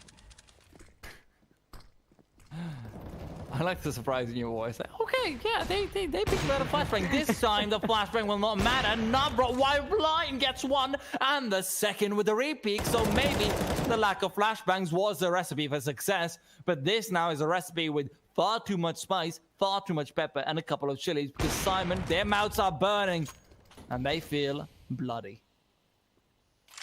Somehow, off of the back of Navrod's individual play there, and just no refrags coming through, they're able to get the round for the AVEZ side.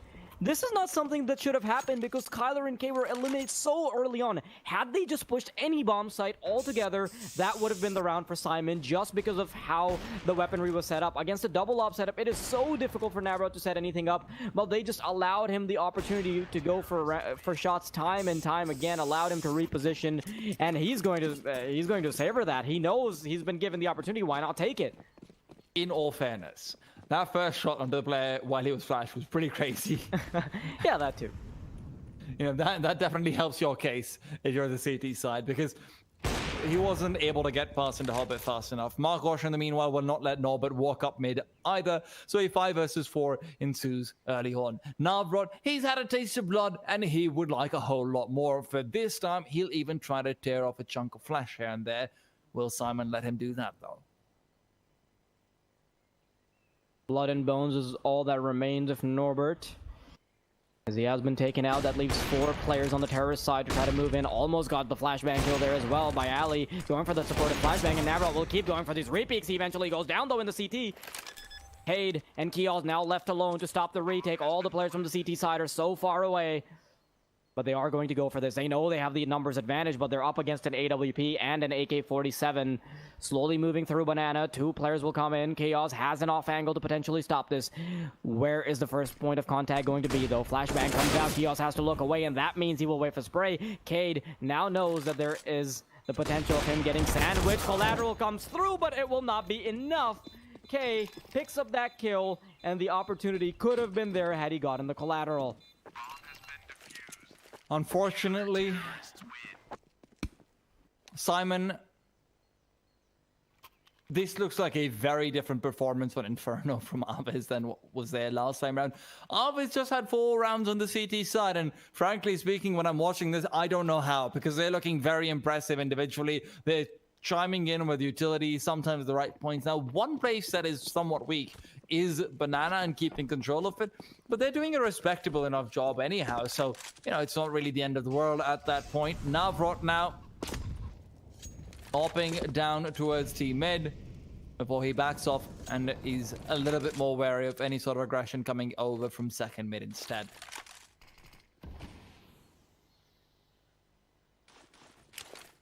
Syman very attentively focused towards A. They have 2 players to deal with as they move into the bomb site. Very surprised that that shot missed, but K's shots won't be missing. He picks up the first. Navrod maneuvering around the A site to find an angle, but K is still there to get those kills. Nealon, meanwhile, will be left alone in a 1-on-3. What a chaotic A site that was.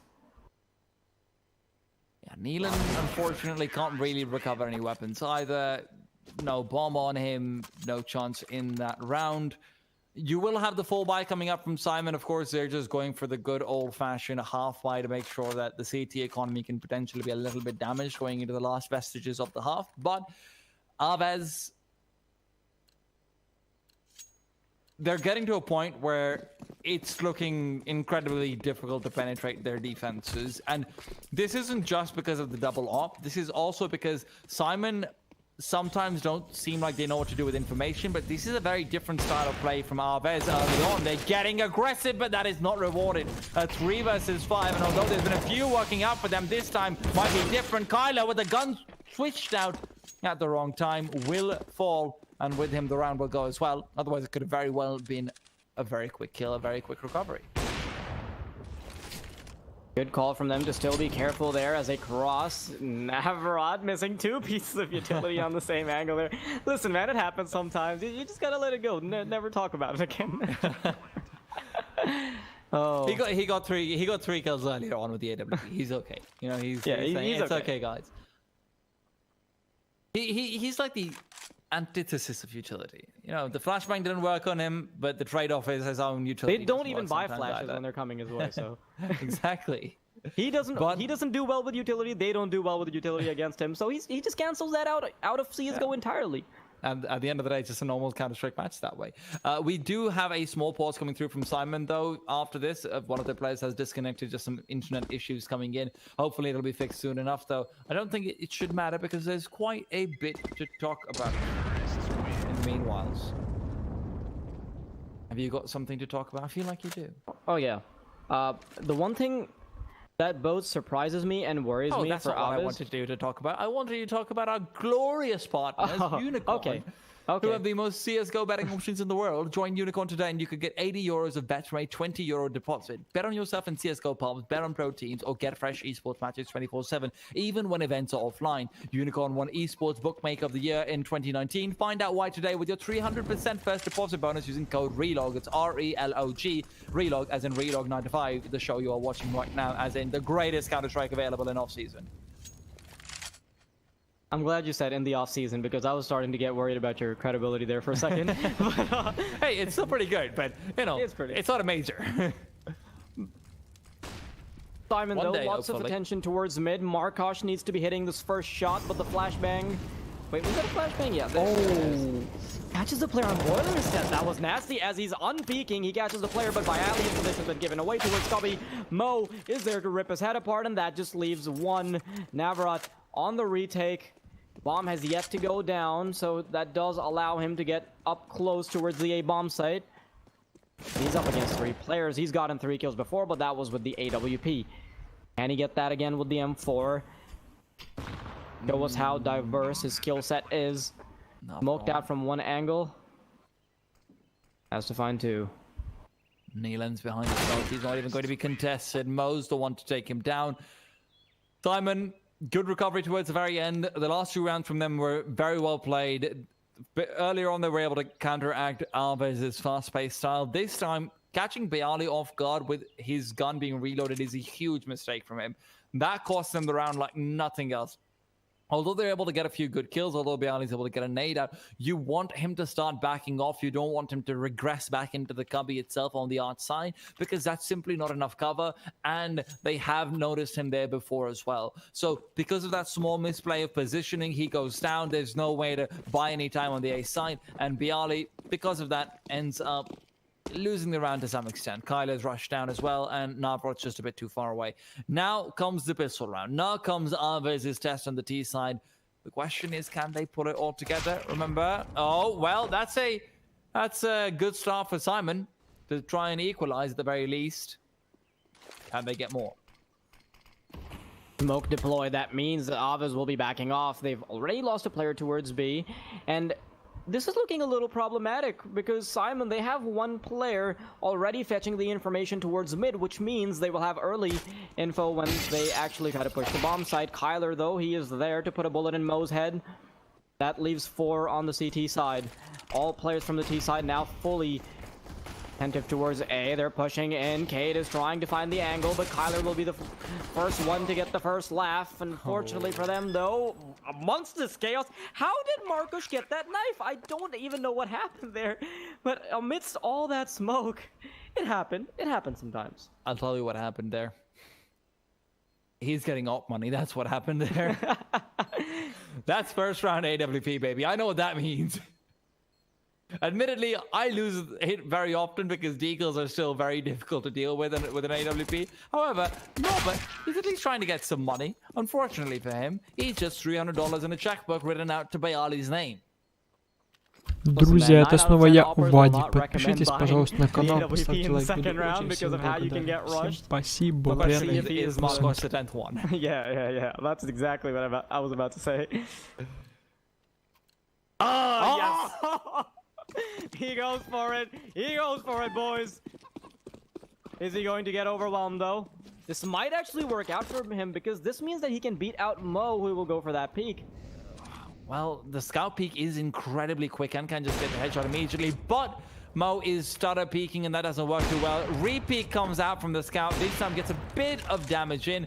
It won't be too much though. Concrete is apparently very good. That's 2 points of health. Listen, Concrete's good at stopping bullets, okay? It is what it is. Norbert, however, again peeks out, but this time it's Navrot to find the kill. Probably better so if he does, considering the loss bonus of the AWP is infamously poor. Diamond, however, did partially save outside of Mo, so they're going to have a buy in the next round anyhow.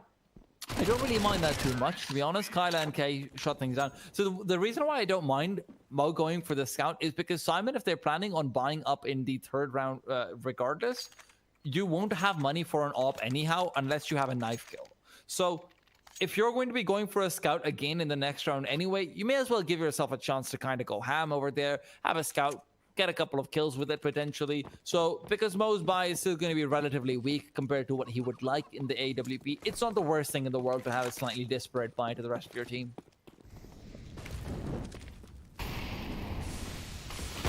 Syman, though, lots of aggression coming out towards Banana. That is Banana control being established in a textbook fashion. And this textbook is a little weird because they had 3 players even coming up on top of that broken wall. Norbert, though, he's gotten the first kill, but the equalizer comes through. The A site has been taken control of by the T's. Markosh missing that shot means that he will be so far away from his team. He is isolated, and that leaves him in a 3 versus 2 up until Markosh can come through. Flashbang comes out. K will be peeking with his AUG, but he doesn't quite find anything just yet. Navrot gets a kill. Nealon will be able to take both players down, and Markosh is so far away. Is he going to be able to be there in time? They will be expecting him there too. The 10-second defuse might be the only saving grace. He goes for the Molotov, but will the Molotov burn him down in time? Yes, it does actually, and the bomb will be unable to be defused. That was the Can we get a replay of that? Can we get a replay of that? That was like a few milliseconds. What are we watching?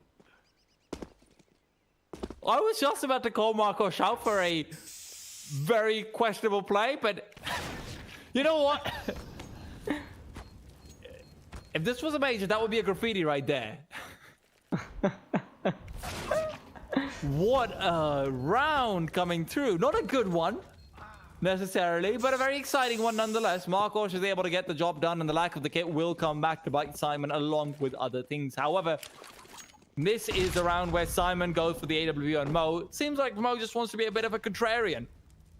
He will buy when his team will not.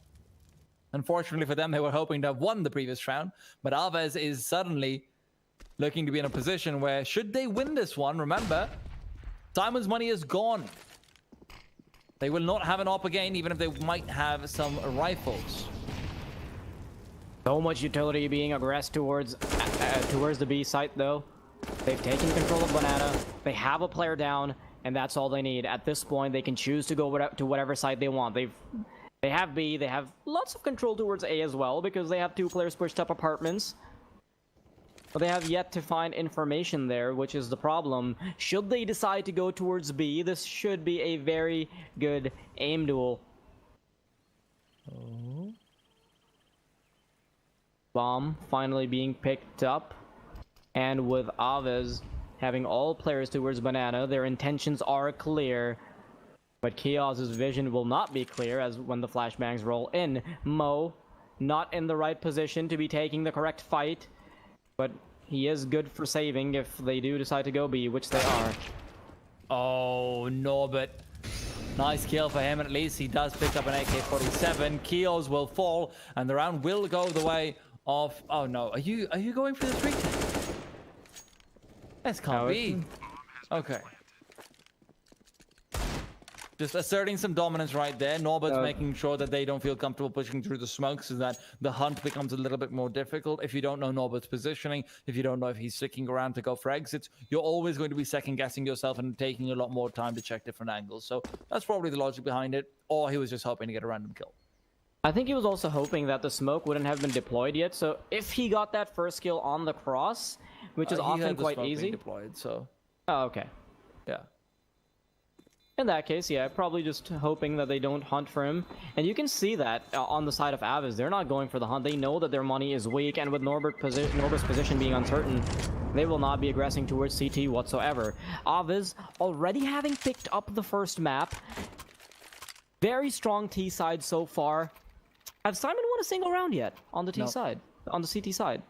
Okay, that spells trouble, especially because of the kind of buys they've had. They haven't had Mo on the gun. I always mispronounce that for some reason, but they haven't had Mo on the weapons when the rest of the team has. But this is the one time they will finally have that coordinated buy come through. Apartment control seems to be the name of the game this time around. However, it's just going to be a faster take, and this could be so big because there's a boost coming in. They could both be caught off, but there's a flashbang. Bialy's flashbang will not matter. While blind, they take down both players, and although damage is exchanged onto 3 others, it has to be completed. Norbert's position is found, and his head with it. Kyler's not done, and Neelan, well, he is not happy to be the B-side anchor right now. That was such chaos at the start of the round. Getting those kills despite the flashbang, bit of a lucky break for AVEZ, but also just very nicely played. Syman must be feeling the pressure now. They've lost AVEZ's map pick, and they're on their way to lose their own as well. Inferno being shaky for both of these teams, but AVEZ seem like completely different beasts on this map. Yes, they look a lot better than they did last time they played up against Syman. One thing to note, though, is that Syman actually played the setup slightly incorrectly, because one of the biggest liabilities of the setup is exactly what you just saw there, which is a fast push from second mid to mid with one player coming from boiler as well. Instead of trying to flash early, Bialy tried to play for a flash in case they have information. The ideal way to go for it is to flash directly into second mid around that 138 to 140 mark, because that's when the T's will be coming around the corner initially. If you're able to get the flashbang out, then your players are safe and information can be gained by Bialy even then. However, Bialy was playing a little bit too defensively, and that simply couldn't come through. Both players end up going down despite the enemy team being flashed up. It's very different when they've already got the information that there is a boost there, because if 4 players are spraying, I mean, realistically, you're going to die. Nabro's finding some kills as well, and this is very real. And this is the B-bomb site being very much taken control of. AVEZ put through the door.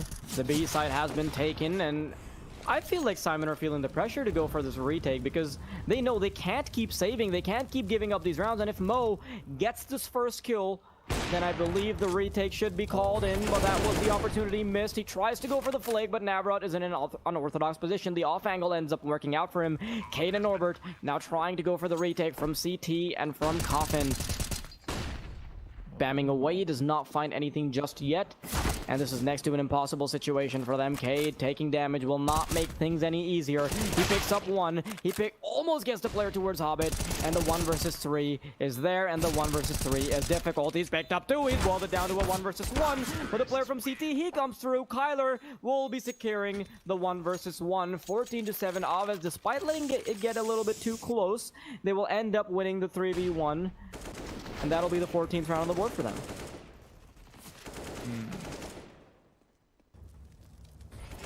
Fantastic stuff coming through from them. And you're right. 14-7.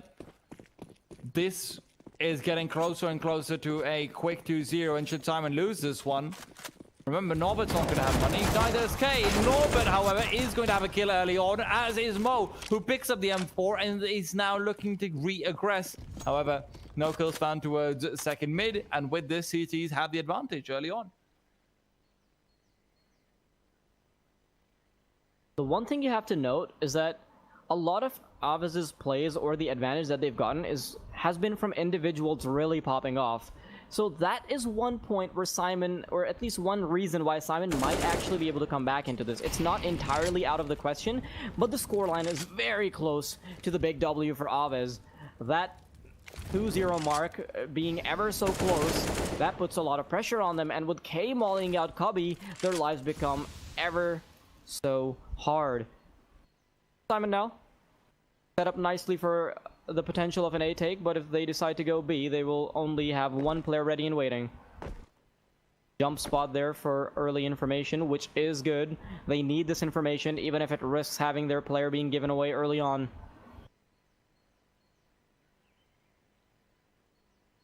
"35 seconds. This should be read by the CTs like a book because of the way the players are positioned. Cade being smoked out, being lined out, but Nealon is there to stop the push before it really happens. But two quick kills come out from the T side, up in the face of two CTs that were already waiting. 1-on-2. Well, Kios, it's now or never. The flashbang is dodged. He does get the first kill, has information of the last player, swings out, but it's Kyler, and it's so hard to take him down. However, he's good for it. A deagle shot was needed, but even gets it into the skull. Style points will always be nice. 8th round on the board for Syman, but very close. Very, very close. Much more than they wanted it to be when they started things off that way with the early man advantage. For this clutch to come in, this might just be the lifeline that they needed. And if they push back, they can use their utility, and that is good enough to set their teammates up. That being said, AVEZ have to slow down their pace.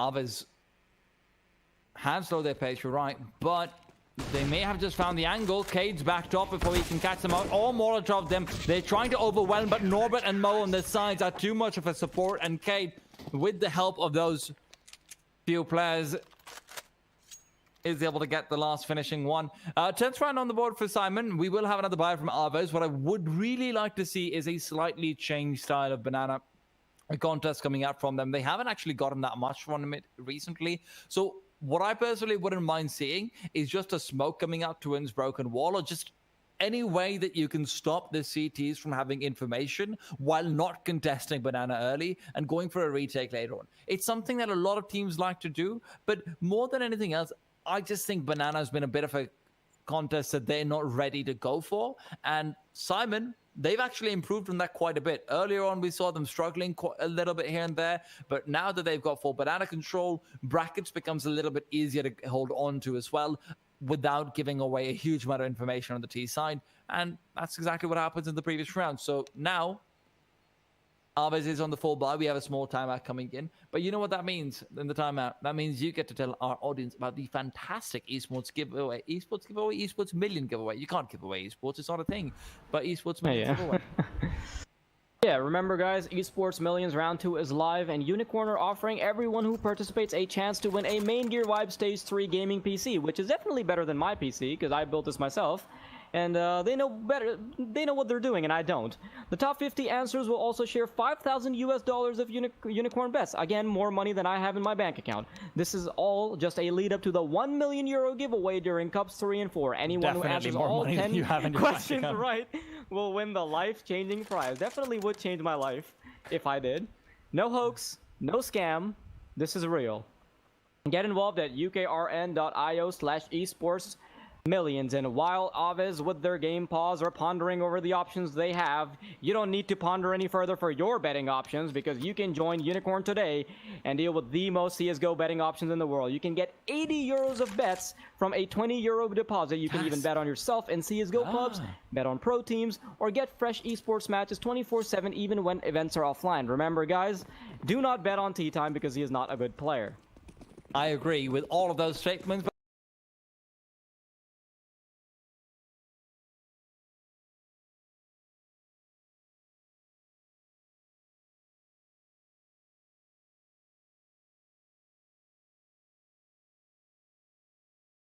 But I also agree that the game is back.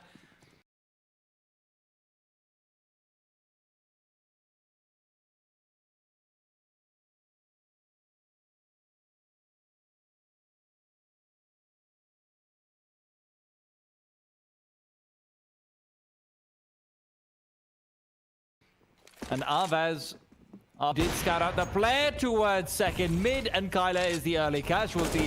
The smoke was spotted flying through. A good old-fashioned outside smoke to try and say, oh hey, haha, look at us, we're taking brackets control. But again, they're contesting banana early on, and because of how defensive Syman are getting now, they're not giving up any kills. Syman is just ready and waiting with their utility a little bit further back in the site. So things not the easiest in the world if you are AVEZ. However, they seem very intent on going over towards B.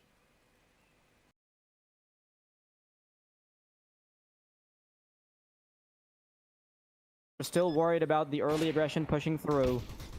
They have position on one. Banana pulls through and both players fall for the AVEZ side.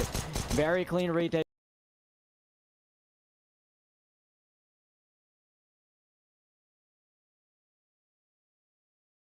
from Syman. Two things I want to quickly note. First of all, Norbert spotting over there was really cool. So when Norbert actually comes through and he goes to the left from the railing towards CT, he goes directly towards the smoke while hugging the wall. He doesn't actually cross over into construction until a little while later. Because of that, the op isn't able to see him. So he's able to stay alive. Otherwise, he actually goes down. Second interesting thing is that the kind of smoke that was thrown by AVEZ was a bit towards the right side of CT. Now, that smoke's good for the reason that if there's a boosted player, he doesn't get a one-way. However, it's also a little bit bad because it smokes off so far behind that if you're posted up on first oranges afterwards, you don't get to see Norbert in that position. Those two things, which seem so small, change around completely. So 11th round on the board from Syman off the back of a few very minute details, and now AVEZ already on a man advantage.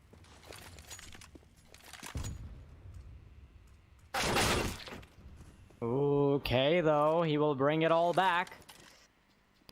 Well, with pistols, it'll be very difficult for them to deal with this. They are banking on Mo missing that shot before they move in.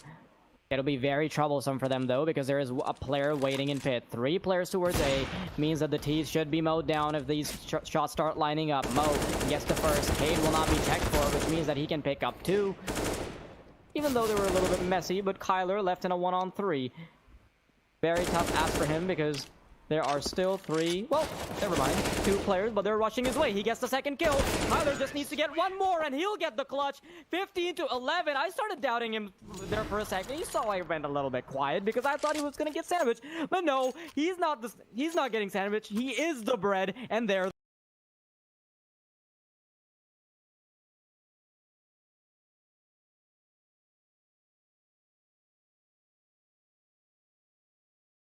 The meat 15-11 somehow gets them out on top.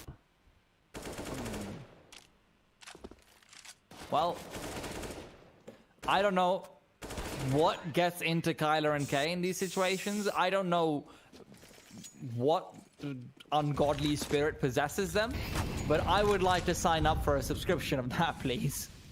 Because they seem to come alive in these force fire rounds and take control so easily. And that is something that Syman need to watch out for. This is one round that Syman should have comfortably gotten, and that would have been 14-12. It would have changed the entire dynamic of the game. Oh, look at this quick pace. Out they go. Cade is only good for one. They've already backed into Minipit, but there's 3 kills from the CT side. Quickly turn to 4. Markosh has teammates who do manage to, you know, embody the spirit of some demon sometimes, but he is not dabbling in such ungodly territory. 15-12, Syman not out of it by any stretch of the imagination. $2,900 loss bonus on AVEZ means that they will be able to buy up in the next round regardless, but Syman's still very much in it. I could see them getting out with it. There's only really one proper gun round to go for them to win. Of course, we've seen that force buys can be fairly hard against players like Kyler and Kay, but you know, you take what you can get.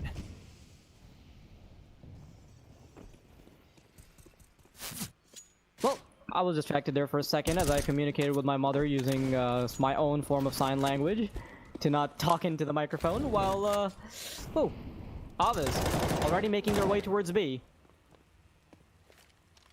They get immediately shut down though, that Molotov and that kill. They're like, nope, we're out of here.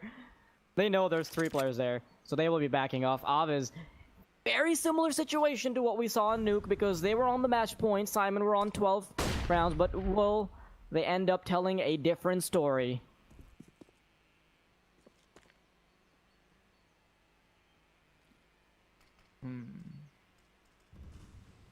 Well,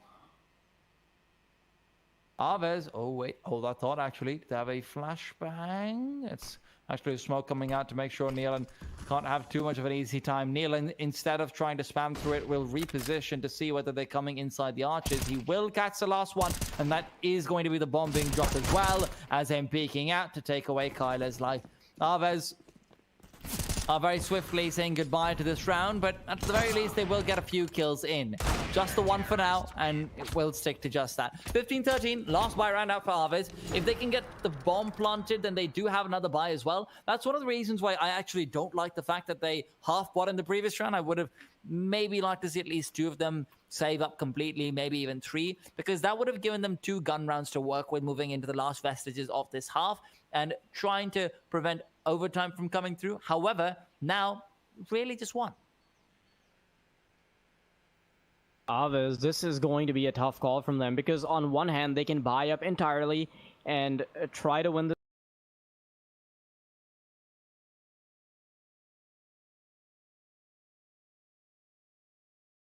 this round, or they can save a little bit of their money so they have a chance in both rounds.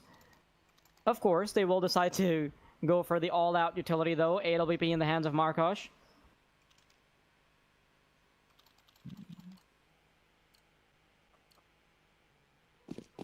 I need to see Markosh come alive with the AWP on the T side, man.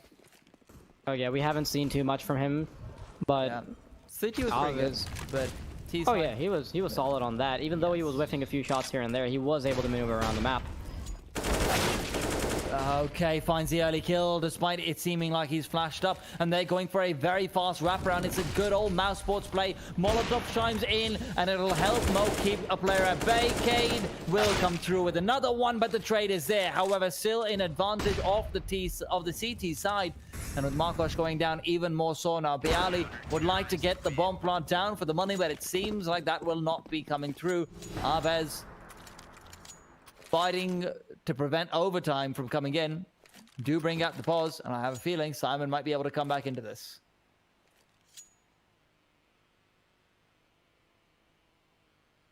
Good use of their pauses. They called it before too. They want to get their strategy in order. And luckily for them, at the very least, they will have firepower to be able to counter Syman. One more lifeline that they have, though, is that obviously it wouldn't be over. It would go to overtime, but obviously, if you're in AVEZ's shoes, you're playing the map pick of Syman, you want to close it out as early as possible. Oh, was that an unpause and a pause called again there for a second? They're taking 2 pauses just to make sure.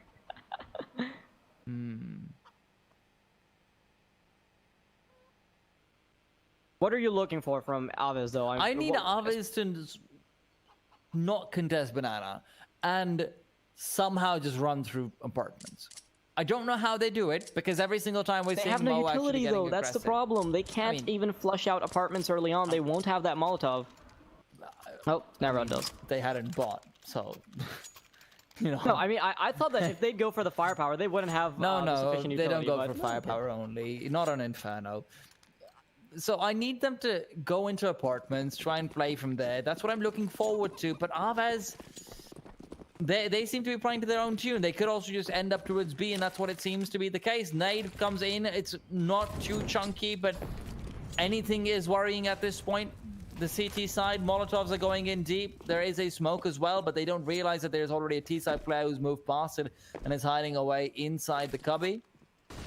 Secondary smoke comes in. There's a flashbang to force them off position. Kios even gets some information. And Kios is ready to play so incredibly defensively that penetrating banana isn't all you need. Moving forward into the B bomb site, that's the real challenge. And that's what they've been struggling with for so long. Nealon is even fighting for banana for once because he knows that their money can't really be great. But he's got to be careful. There are a few AKs on the other side that could behead him swiftly. And now... Oh yeah, it's not coming in right now though, but with the Molotovs coming out, they force him back and they use the last of their literal firepower. you have to keep in mind though, the CTs, they've exhausted so much of their utility and there's still 45 seconds to go. And with the last Molotov being deployed as well, it will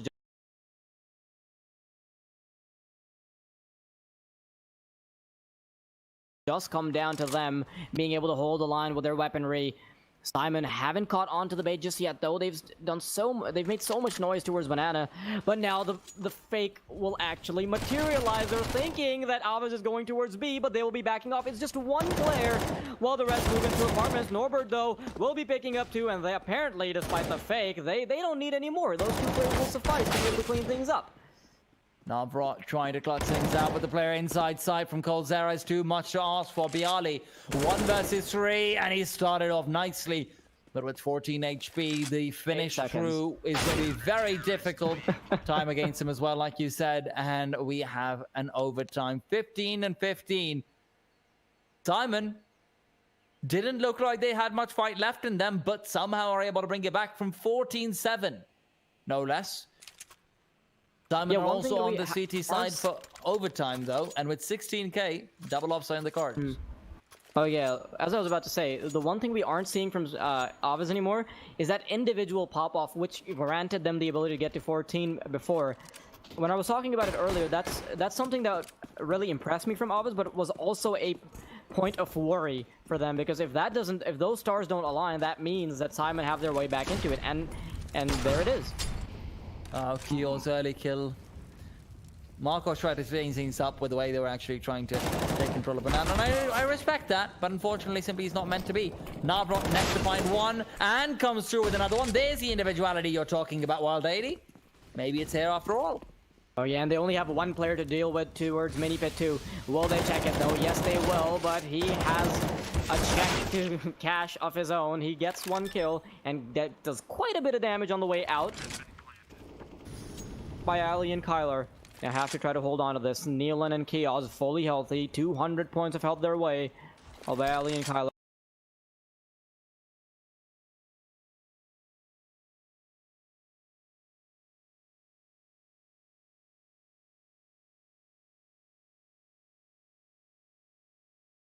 Are not.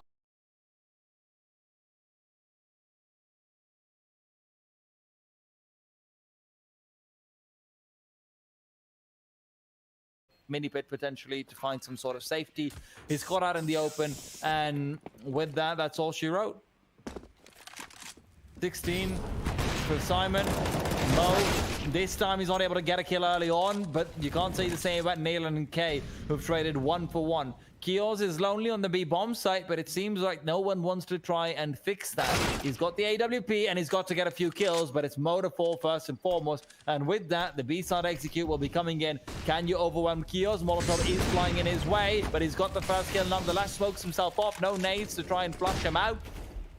And Kios moving forward. Can he find anything?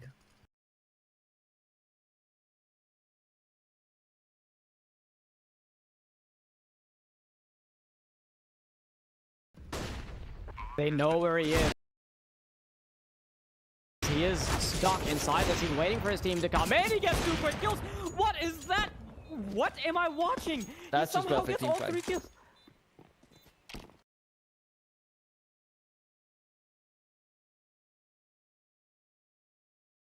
I'll explain what happened.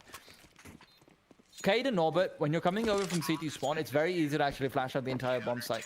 What you do is you throw a flash onto the roof above emo/secret/new box.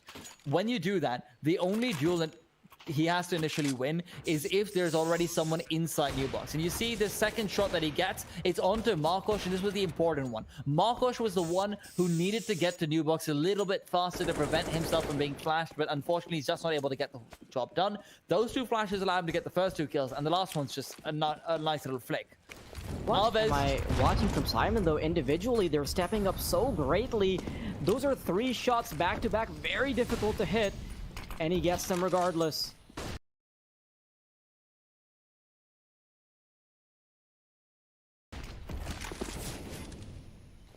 No, oh no, Mo's down again.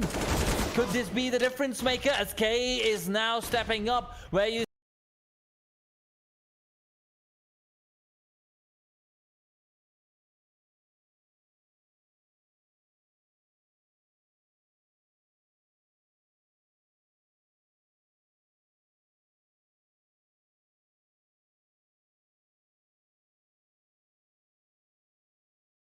said Syman has had their moments, however, kill through the wall. And it makes things a little bit more doable. Unfortunately, Markosh flips that coin around and slices Kios through and through, leaving Neelan alone to die.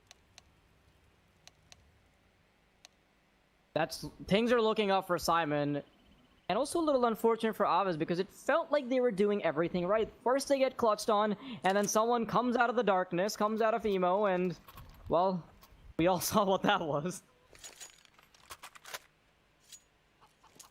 We're not done yet, though. AVEZ still showing some fighting spirit, still showing some fighting form.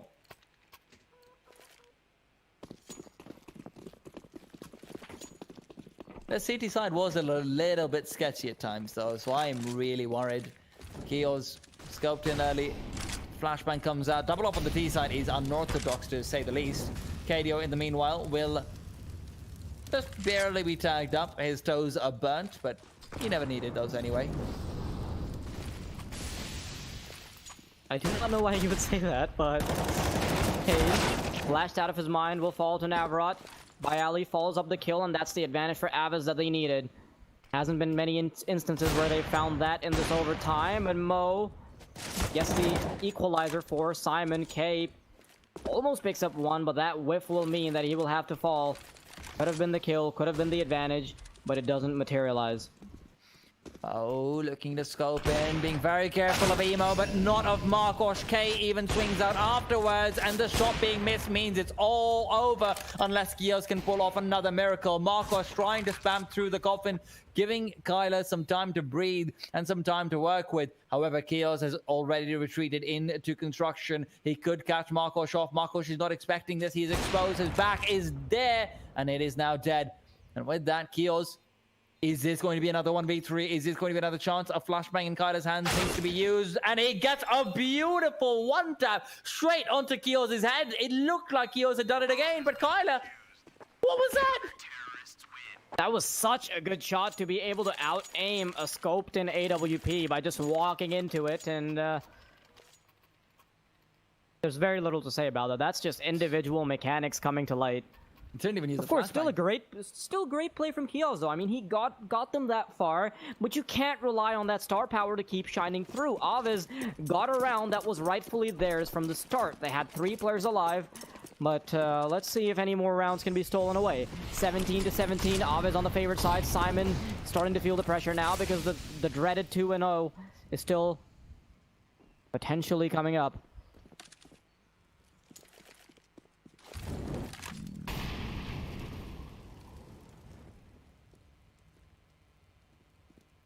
Norbert. His teammates made quite a bit of noise, but do you hear that actually from balcony? Someone's coming up apartments. I'm not sure about that. Smoke will be extinguishing the Molotov as it comes through. Markosh has already taken down Mo, but the extinguishing of the Molotov means they don't know if there's anyone in shelter or not. On the other side, Banana is empty, yes, but there is a smoke there as well. Navrot only with a flashbang, no secondary AWP that we saw him use to go ballistic. He really needs rotations to come through soon. And I like this play coming out from the CTs. They've cleared out apartments to check who's there and who isn't. And that's what will cause rotations to come out. Flashbang is there. Navrot doesn't really catch anyone with it. Do they have any flashbangs in return? It looks like they do. The T side will be blinded up completely. Viali with one. Navrot comes in with two as well. And it's a third. The very same flashes that got Kios the 4K will come in to allow Navrot something similar. He's now on 30 frags. He's really stepping up. Oh yeah, despite the fact that it's no longer regulation, it is overtime, but he's stepping up for his team when they need it. And if you look at the kill distribution for both of the teams, they're looking very similar. You can see that the individuals are stepping up on both sides. Navrot, though, very good play from him there to secure those 3 quick kills. Solid stuff, and AVEZ seemed to be reclaiming the rounds that looked like they had that were kind of stolen from them, I would say, off of those clutches. But it is Counter-Strike. Clutches are a very real thing. Yeah. I mean, clutches have gone either way in this game so far. We've had a few from Kios, from Kyler, from K, all the Ks chiming in. However, Good observation. 4 players will be on the A-bomb site very soon. But none of them are going to be terrorists as the Ts are retreating backwards. How is this going to be played? Well, this is actually good for ready Syman. to rotate, though.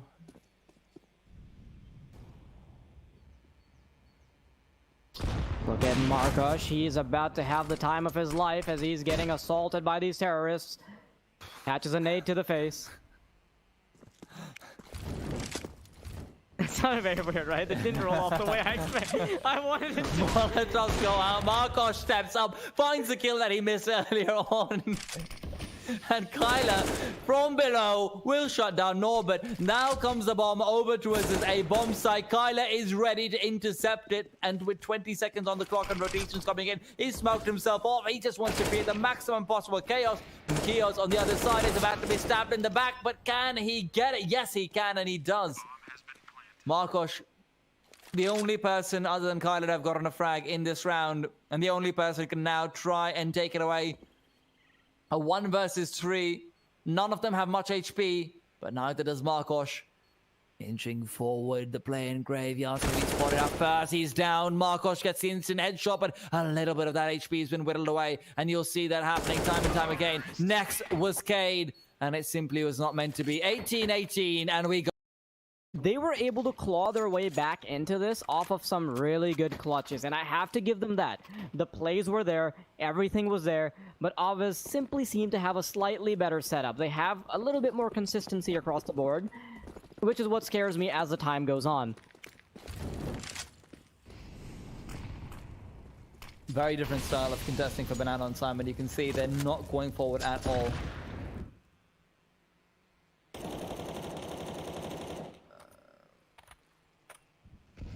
However, oh no, Markosh doesn't go down.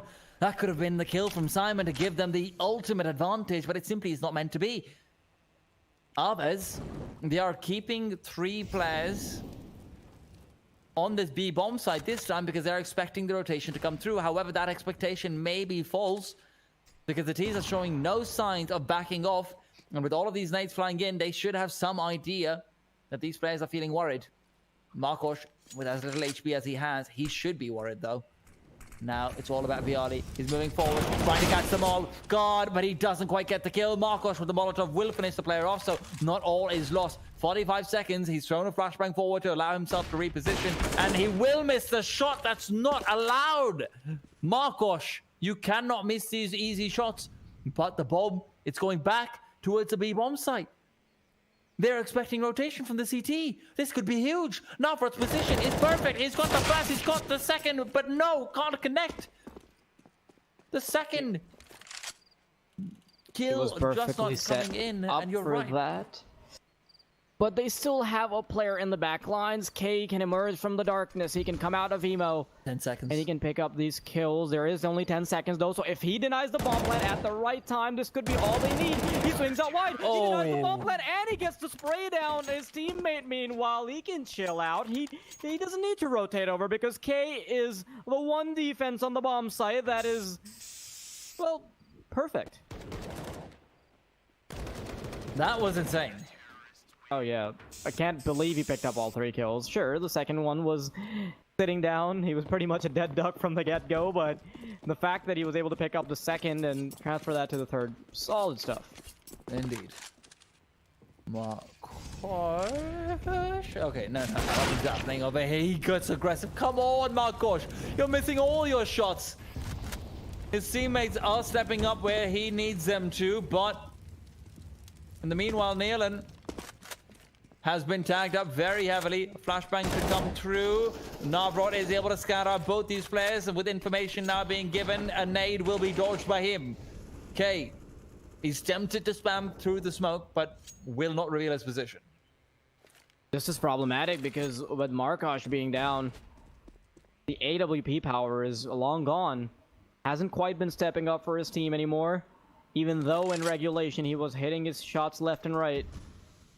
Syman now making their way up towards mid. They only have 2 players to worry about, and they're both towards mid. That's one angle. They can both get checked there.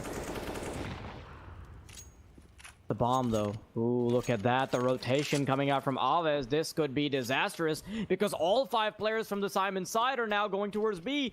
The one solo defender, what can you ask of him? And all he has is a flashbang. He doesn't even have a Molotov or anything to try to prevent this. AVEZ, late rotation now comes through off after that fake. And Syman, very, very easy control by Ali to fall. And so will the round for the AVEZ side. There is no way they can go for this. Well, they'll be going for it. They've got 16k in overtime, but can they get it? It's Navrot to try and find a few, but it is his death. As Mo will finish him off. And with that, CT side might just want to say these AK-47s that they have. Kyler's good for 1. He is getting another, and a lot of damage dealt onto Nealon. He could have actually gotten the wall bang, I believe. I'm not sure if that's possible with the AK, but if it is, could have very well happened. And he sees the flare. He's expecting Kios on the side, but he can't wait for the swings. It's coming through from Norbert. His K alone. K will fall. There will be no miracle 1v3 over here.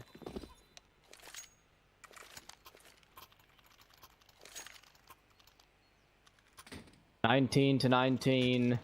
This game is such a back and forth game. The fact that AVEZ have already brought it back on Nuke once, and Syman, they're looking to secure their own map pick. This spells trouble for Syman. It could be an early day of 4 for AVEZ if they can close it out 2-0. Okay, he's come through, but Norbert on the other side is not letting go. The nades, the Molotov, this is all flying in. AVEZ desperate for that 20th round, desperate for the advantage before they go into the T side. They know they've not had the best of terrorist sides, and they want to take it away into Markosh. Meanwhile, spotted out. He saw Norbert's head, but he didn't realize it. It's Bialy to make up for his sins. And even there, he's been blocked off by a smoke. His position is perfect. They are not going to be expecting this. They may not even recheck it. The time, however, is on their side, and the bomb is going to be planted. They may have just moved past. The question is, do they realize that Bialy is backed off? No, they don't. They were expecting him to be on the side itself after he got that kill. However, it's a 2v1. Can Nealon clutch it out? He has been a shining star, but will he be able to burn AVEZ alive? Molotov rolls out to make that a little more literal, but AVEZ haven't gone through just yet. Bialy actually taking quite a bit of Molotov damage there. So it is doable for Nealon. He has only 50 HP to work with though, so the refrag will be easy for them. He's hiding in Graveyard. He's trying to bait out their positions. He gets one, and he just has Bialy to deal with now. He's going for these repeats. He hasn't taken a single point of HP yet, but there it is. Nealon gets the clutch, and the 1 versus 2 will be secured. I have a feeling this is going 3 games because Syman are clutching all over the place.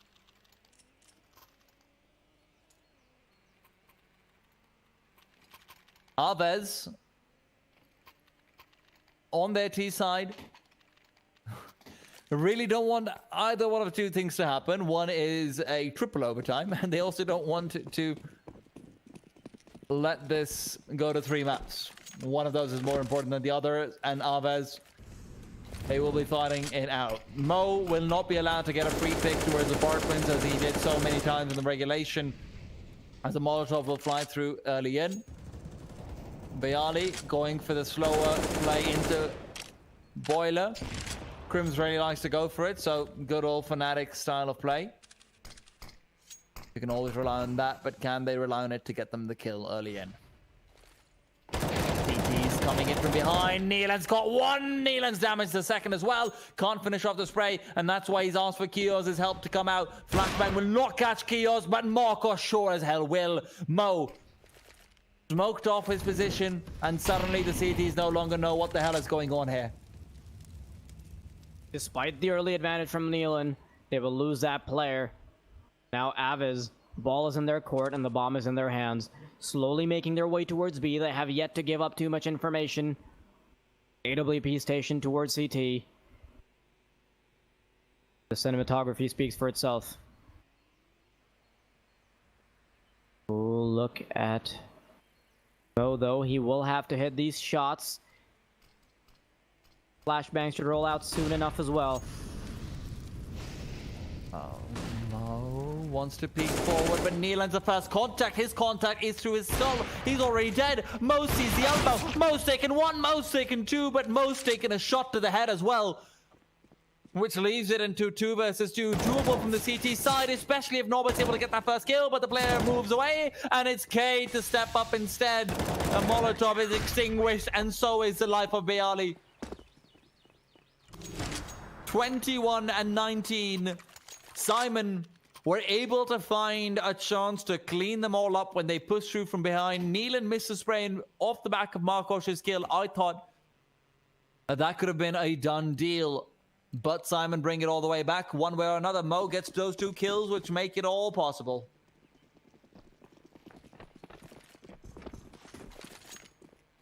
Syman able to bring it back on their own map pick. AVEZ now, they have to try to play for the 3rd overtime, and I'm not sure if they have the mental fortitude to be able to take it to the 3rd overtime and win it out. We've seen them on those crazy comebacks before. Can they pull this off again? Neelan playing very close, but does he check the gummy? He gets caught out. K, though, only gets 1 before he's found by Kios. Lots of flashes coming out. A Molotov that they really wish they'd thrown slightly earlier. Maybe it could have just strapped him in. A flash of their own from the CT side to fly through. This 4v4 has had a lot of reinforcement for the B side. A nade as well for Kios, but he's returned fire with more than just that. If he shoots right now, that would be pretty for us to see. However, a flashbang is there. It will not stop Kios. The bullets will be forced to do it instead. Marcos left in a 1v3, and Syman, it seems like this could be their chance. It seems like this is their destiny to take it to 3 maps. Marcos, though, still not dead just yet. He has 40 seconds, so at the very least, he has that time to work with. AWP in hand, that's a signature weapon, but he's been missing quite a few shots here. Gets spotted out, and with that miss, that will be the final one on Inferno. 22-9.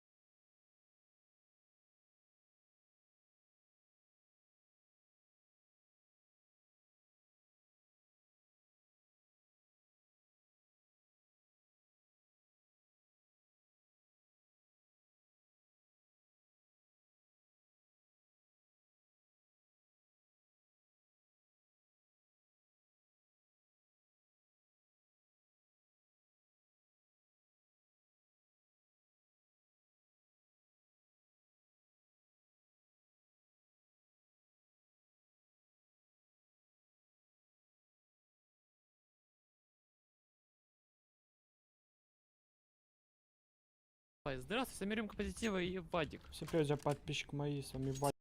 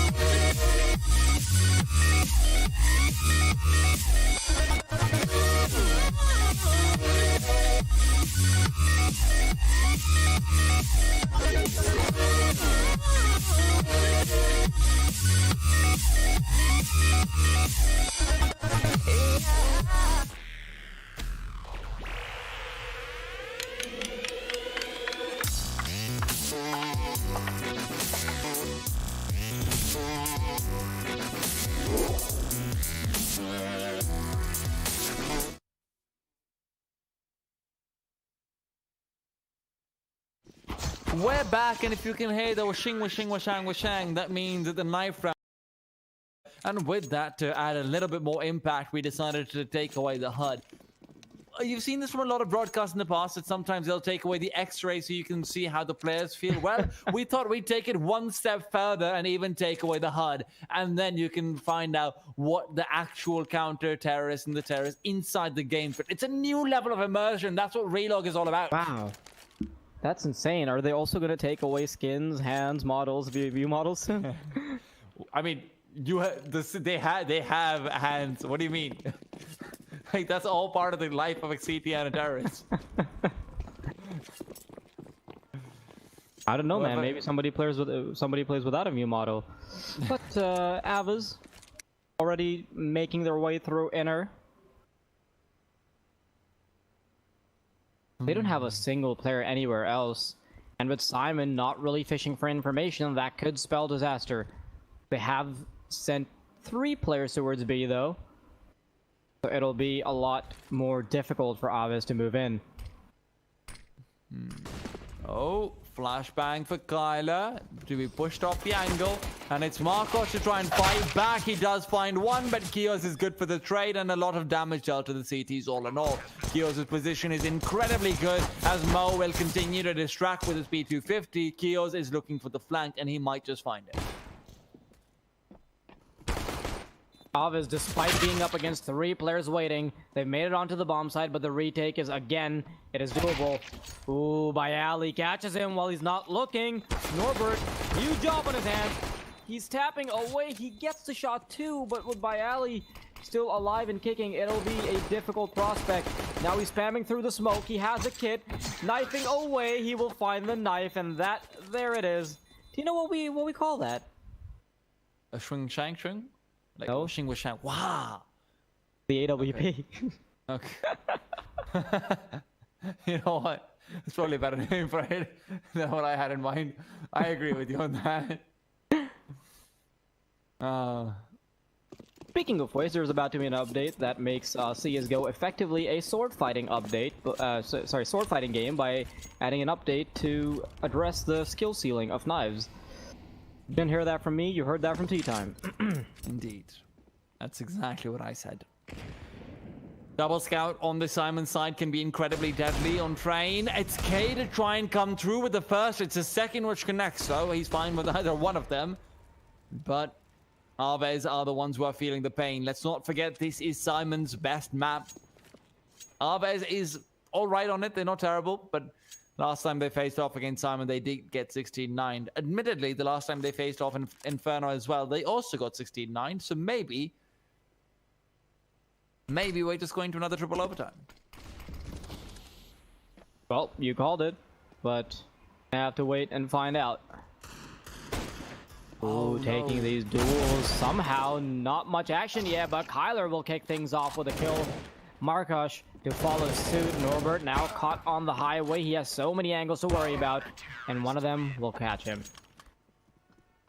It all starts with the initial deagle shot that they're able to get, but the second one from Markosh, which is the scout kill, is huge because even though he misses his shot initially, the kind of pressure that it puts on the T sign is to start going towards the left of the bomb train. That's where K was waiting with his second deagle. He was already nestled in between the bomb train itself, and he just gets that quick little 2-tap, takes away the life of another T side player, and from there it's just easy pickings in a 5v3. You can see how much AVEZ's economy is going to be buffed up by this though, because they're keeping the double scout alive.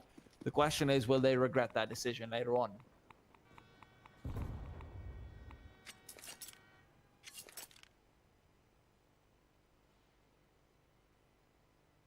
Syman, having barely won the first round, give up the second to AVEZ.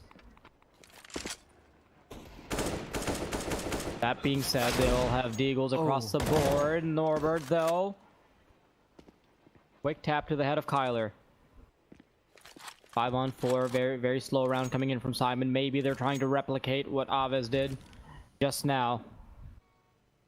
When you have aim like that, deagles are enough. If you got aim like that, anything can work out for you, really. Other than the M4A1S, that just doesn't work. K, AK at the ready, waiting for the push to come in. A beautiful spray down onto 3 players. We talked about how we were slightly worried about the double scout in this round. It turns out they are not even going to need it. Norbert and Cade have the opportunity to get a few kills. Norbert finds the first, but K is able to turn around for the second. All in all, a fantastic round from AVEZ, and you'll be able to see their money being propped up like nothing else because of how many times they've been able to save these scouts moving forward. Bialy still doesn't really need to abandon it. Marcos can go for an AWP, put Bialy on a scout. The scout is particularly good for Bialy's spawn because he can actually go over and peek into the back of brown holes very quickly, jiggle out much more effectively than you can with an AWP, and get all that information anyhow. At the same time, Marcos has the MP9, so he's going to be looking for the money. And he may just find it, but first of all, it'll be Kyler to take first contact. Okay, he's found the first pick. Syman again, but barely any weaponry, and that's a lot of damage being done all across the board. Ooh. Syman, their souls have escaped their bodies before they've actually died. 3-1. AVEZ off to a very strong start, despite getting knifed on the first.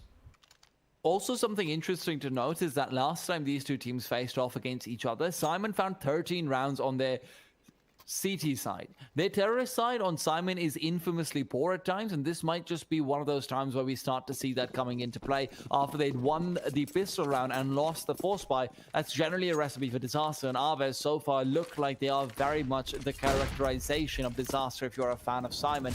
Marcos, meanwhile, Neelan's the one who's tagged up and taken down. Bialy to find that one, and Marcos follows through with yet another.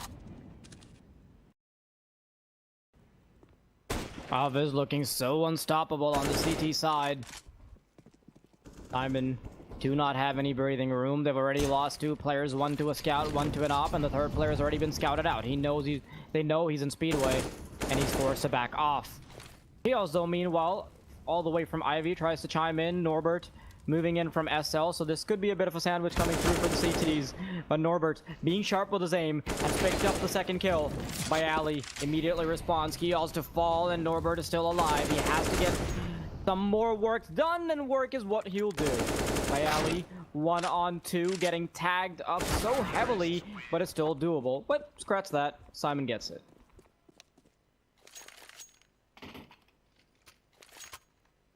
I'm not sure about AVEZ's City side, though, where I've been raising questions about Syman's T side. AVEZ have their moments, yes, but at the same time, we've seen them really missing out on a lot of opportunities with their double up on Inferno, where Marcos wasn't having the best of all times.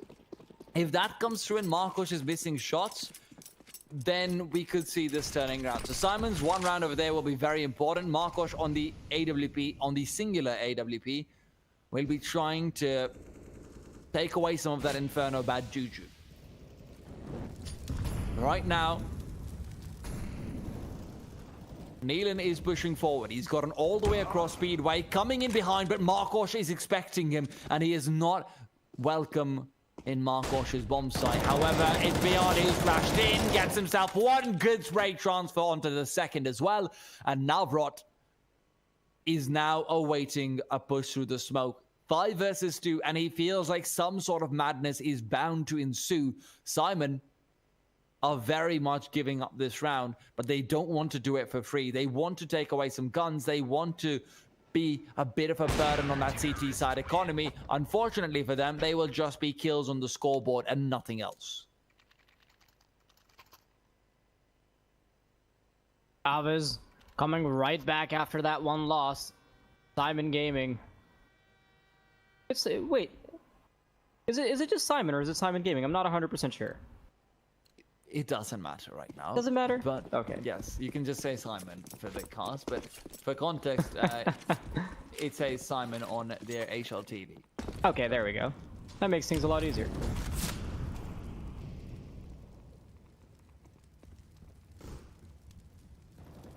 It also says FaZe in all fairness when it's FaZe Clan, but that just means they're fine with us calling them FaZe. When all is said and done, Bialy, does he realize there's a player on top of the blue train's ladder? It seems like he does by now. He's asked for K's assistance in clearing him out. Marcos, in the meanwhile, will eliminate Mo. and he's waiting for the peak to come in, but it's a bit too wide for him to be able to deal with. Marcos finally gets it with a repeat, and the good thing going for the CT side is now we're looking at potentially 2 rounds in a row, and now indeed 2 rounds in a row, where they do not lose a single player. Their money is reflecting it, and I am worried for the Syman side at this point. You cannot allow AVEZ to get away with so much money. They have an AWP, they have all the utility they could possibly need, and they're averaging around $5,000 on the board. And with Kyler being on 7K, that is going to be difficult to bring down. They would have to win 2 rounds in a row, and we haven't seen that just yet. Early control trying to be established by Syman. They go towards Speedway. K takes down the player pushing in from SL. Navrat to follow with a kill with his Molotov. Flames burn bright as ever. They burn bright as ever as well, but they're burning with the hopes of Syman.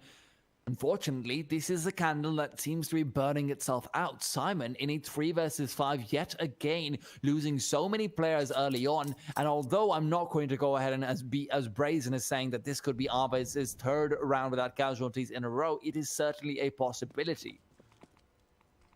Now, Bayali setting up for that flashbang. It's perfectly timed, perfectly placed, but Keo still manages to get the kill nonetheless. It is in exchange of some damage, but Bialy, he's ready to come through and take down a few of these players. Flashbang is dodged. AWP is taking first point, so if he peeks out, he could be taken down. Mo's not fast enough to flick onto him, though. And that means Bialy has the freedom to reposition and make sure that these T-side players can't get in onto the A site. Mo flashes over yet again. Bialy going for the long-range duel, but he has lost it, and it's suddenly back to a 3v3. Utility is there on the CT side, but opportunities to use them are going to be running thin. A flashbang in the hands of Kyler might be trying to allow a peek from Marcos, and indeed it will do just that. But it's K you've got to keep an eye out for, and Mo is very much aware of that. He takes him down, and Marcos will find the one in the back lines. Mo left in the 1 versus 2. He's found 2 kills so far, but he needs to complete the 4K. But there's only 10 seconds left, and that clock is ticking down. And there he goes. 6th round on the board for AVEZ. Slightly more dreary this time, slightly more tedious. They do lose a few more players, but Syman are not getting the win that matters. Despite the fact that Syman almost brought it back there, they had those 2 kills, but AVEZ seemed to be cleaning up their act very quickly. Not too much of an investment either. They do have Bialy and K on around $2,000, but the rest of them are locked and loaded. Their bank accounts are very happy, or at least their banks are. Navrat now positioned in a way to take this first duel with his AWP. Could be able to find it. He does, but he does not find the kill. Syman, though. That'll be a while before they can decide on anything just yet. You have to understand that they don't really have anything to work off of. They do have a couple Deagles and a couple sets of Kevlar. That is about it.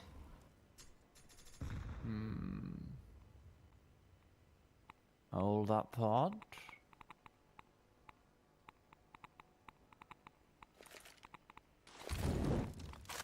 Syman at this point, they need to realize that they've given away too many rounds to AVEZ, where they have had 5 players captured alive.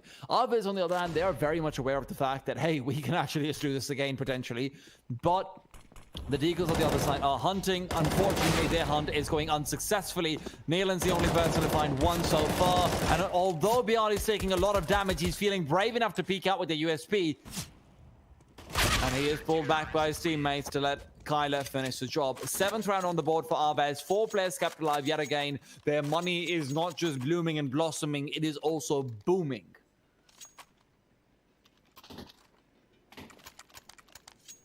Yeah, generally when you're on the T side and you try to claw your way back into a game, the one saving grace you have is the diminishing economy of the CT side. Unfortunately for them, they will not be granted that privilege whatsoever. They are the ones instead that are cash-strapped. They are the ones that have to fight with the mountainous pile of money that sits on the AVEZ side. That being said, they do have a buy of their own at the very least in this round. Mo on the AWP, 4 AKs, and as much utility as they could possibly need.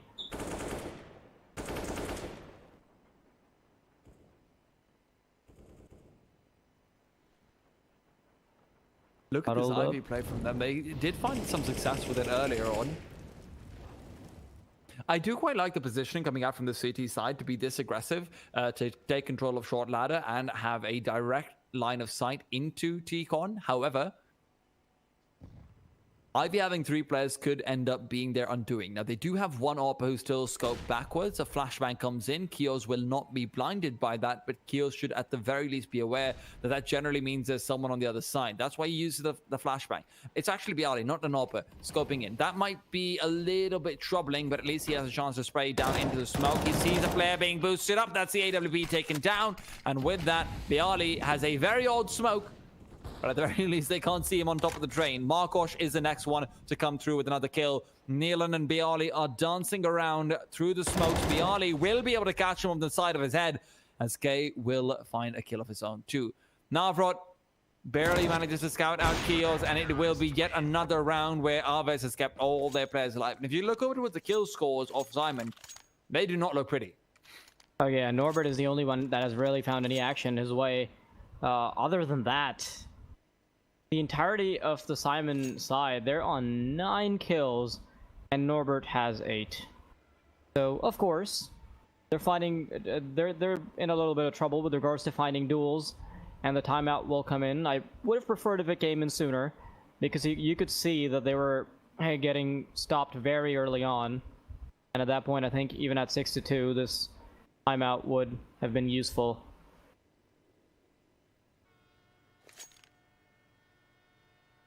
Look at that though. Look at the money on the Syman side. They have to they have to force buy. What They could use a little bit of that dough that AVEZ has been saving up. Oh yeah, I think Markosh is on the verge of even getting to 16k. Yeah. Not something you see very often anymore in the 2020 meta. And this is where you start to get into that Counter-Strike royalty, that 1%. Oh yeah. You barely ever see the CT side on close to 16k, and that is probably something that will always be in the be a thorn in the side of Syman, because they're on the T side. They don't have that comfort. Indeed, it will be a little bit too much to deal with potentially, but again, plenty of rounds left in this half, and Syman have a chance to at least whittle it down and give themselves a slightly easier time later on. Flashes and whatnot being lined up towards the B-bomb site. Kyler playing from inside the site. We saw him earlier here as well with the Deagle, but now it's the AK-47. Navrot tagged up heavily. The AWP not finding a kill, even if Neelan is tagged in heavily. Kyler and Kay both chiming in together. Kios, who was the only person who bought up an bottom at 8k, is also the only person who has gotten a kill. Fitting, but unfortunately will not matter. 9th round on the board for AVEZ. Again, 4 players kept alive. This is a picture-perfect CT side. Yeah, aside from the pistol round and 1 gun round being given away by AVEZ, they haven't shown any flaws in their play. They have the perfect amount of aggression. They have that early info. They're playing passive when they need to not be caught out by some of the plays that Syman was making. For example, towards Ivy, you generally saw Markosh trying to you saw Navrot try to AWP there, but they made adjustments so they would not get caught out. AVEZ looking to cement their lead further, and Navrot has been taken down to 50 points of health. That is good news for Syman, but they need great news. That's putting it lightly. Oh yeah. They need breaking news. They need to buy the newspaper at this point. And they don't have the money to do it, and they don't have the manpower to actually get that money. Cade goes down. Bialy is the one to take him apart. And Neelan, the corner is his friend, but not what lies around it, unfortunately. If a flashbang comes in, it is going to be very difficult, and with Kay and Bialy playing in great trade positions, they are going to be very much okay with any sort of trade coming in their favor. Kios, Molotov on the side, smoke on the other, and dead teammates on the kill feed. Neelan will go down. Mo reveals his position. Kay intercepts his head with a bullet, and Kios and Norbert left alone. 5 players kept alive, and it seems like this will be yet another one of those rounds where there are at least 4 players taken forward. I say that, and Bialy almost went down, but at the end of the day will be able to keep himself healthy. Look at that. just not getting Check kills, man. it. Markosh on 16k. I was just waiting for Out that of to come through. control. Everyone else is also on 10k plus except for Navron, which is That's because he keeps dying. he just spent $7,000 in all fairness. But yeah, a very back and forth second game so far. The third game has been slightly different. Oh yeah, but you have to keep in mind that when Syman came back into Inferno, that was a comeback from them.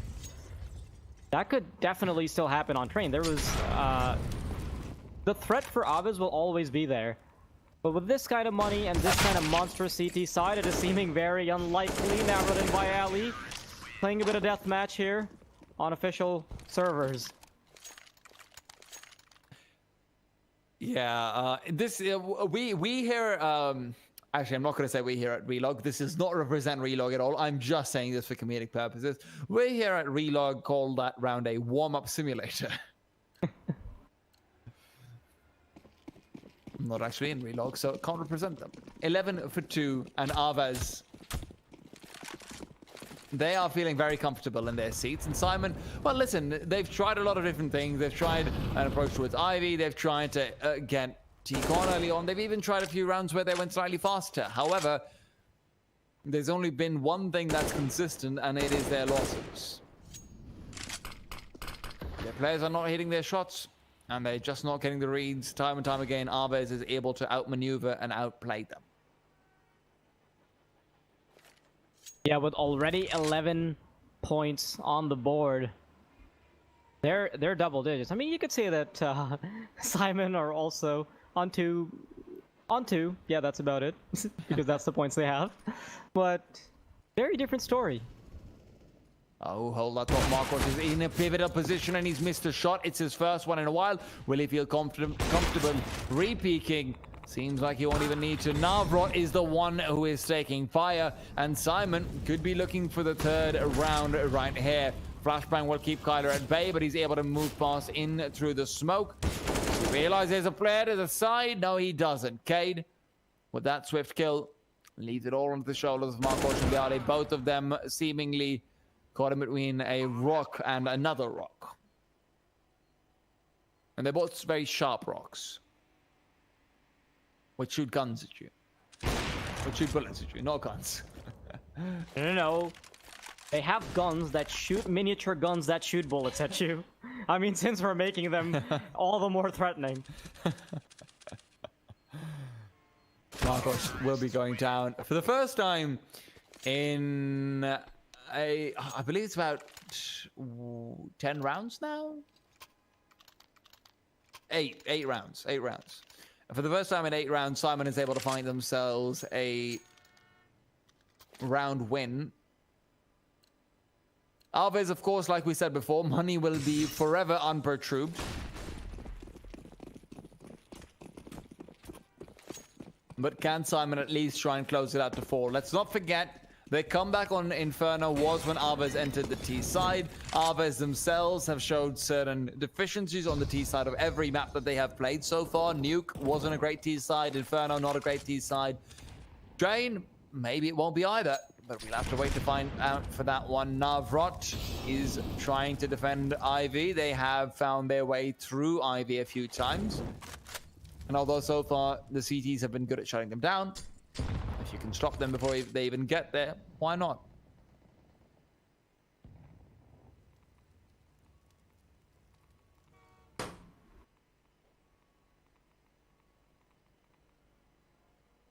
Syman. A minute left on the clock, and they are still going to have to deal with a fair bit of CT side utility. Markosh misses a shot, and he is repositioning. Can they catch him out? A Molotov goes into his side.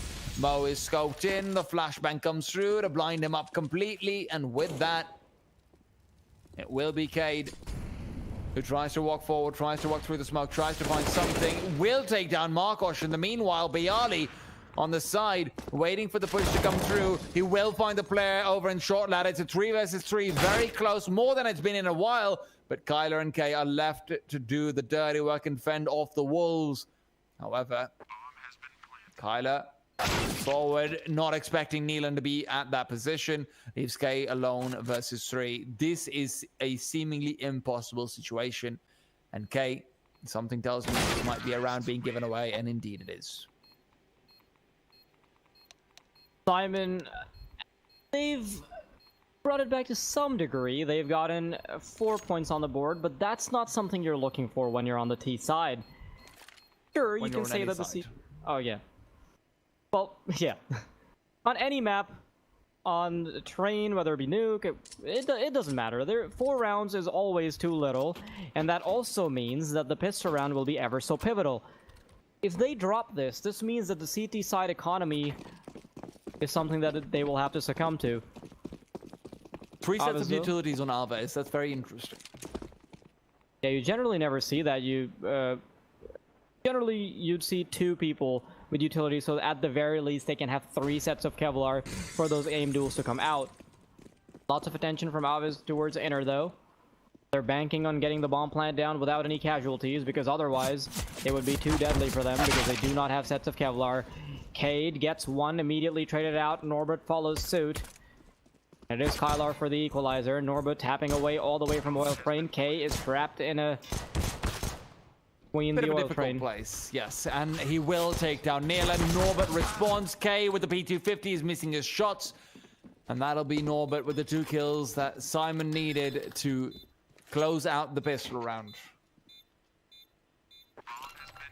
Now, let's not forget, Syman did have an 11-4 half against AVEZ on their CT side last time they played, and AVEZ had a miniature comeback. This could be the same, but flipped around. AVEZ will be able to go for a force buy with a few AKs. Thank you, bomb plant money. But can they still overwhelm Syman? This 3 AKs, wow. I'm not sure how they were able to afford that, but that actually means that they have more firepower than the Syman side. I mean, I would go as far as to say so, because up against FAMAS's, up against a scout rifle, I think the AKs have a very good chance at coming out on top. That being said, they also have 2 players that only have deagles, which will make it a significantly harder duel.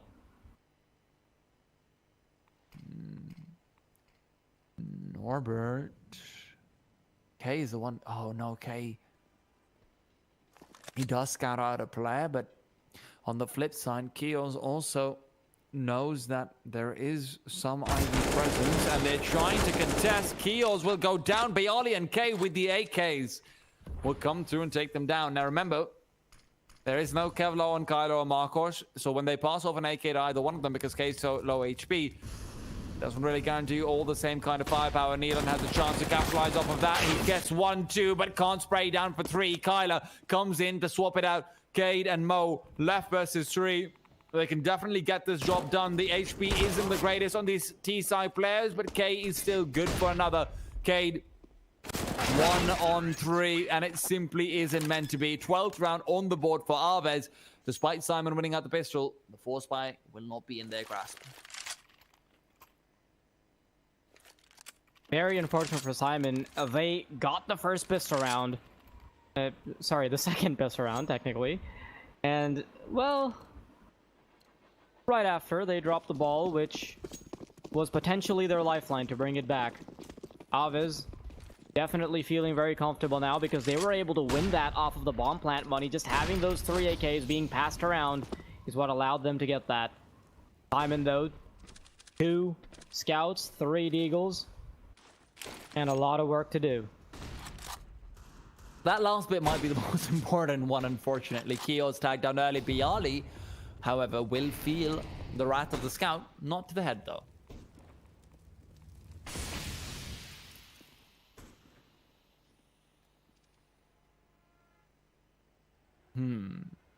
AVEZ is playing this incredibly slow. They're very scared of Syman going for some sort of shenanigans, but the problem is Syman is not actually in a position to punish the speed at which AVEZ is trying to play, because the fact that they went for 2 scouts, they themselves feel as if they're not comfortable approaching inside T connected. Now, the good thing is Norbert himself is very aggressive into short ladder. He has a chance of being able to take down a few players should they start to drop down or should they start to get cheeky and peek him.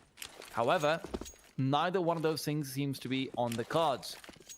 Folks coming out towards that A site, but there's already 3 players in B. This could be a bad rotation as Kios finds the first. K has gone down. Cade finds another.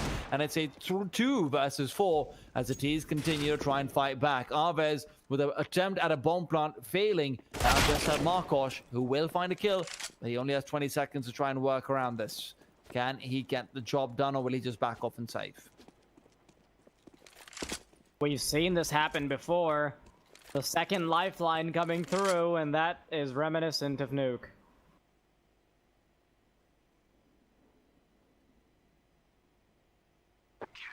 Luckily though, Marcos sticks to that AK, doesn't get hunted, because Syman, they are way too scared to go for this, and it makes sense because they want to save as much weaponry as they possibly can. They wanted all 3 players alive so they can start to build up a blemish of an economy.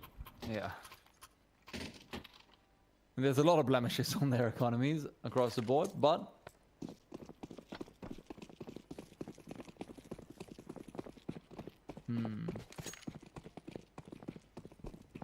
here and now, it is all about Syman being able to chain a few more together. AVEZ, we've seen them win a round with pretty much similar weaponry before. This time it will be very difficult comparatively, though. The CTs have much more utility, have much more firepower. They're playing from long-range angles. They know what's coming for them. They know that AVEZ is going to go for the buy. Now, fortunately, there was no bomb plant. Otherwise, this buy would have been so much more deadly from the terrorist side. Oh, they're straight up going for this B push, but the nade will be cooked, and the nade will be doing some cooking. 4 versus 4. Nealon and Mo still trying to hold on to the site, but there's 2 kills coming right out. Syman, despite winning that force buy, again down on their knees, and now the retake must happen. Kios and Norbert, they're all the way to win. They've committed too hard, and that's 2 kills. 2 for 2 trade, and that leaves Kios in a 1 versus 2. He picks up the first kill. He's looking for the second, but he will fall. 13-6. AVEZ bring it right back after a loss. And what can I say about this? Syman constantly being granted these lifelines, but they're not able to capitalize off of them, even when they do have the money to piece together a better buy. There's one of the blemishes you were talking about. Yeah, it's not great, put it that way. Of course, with that being said,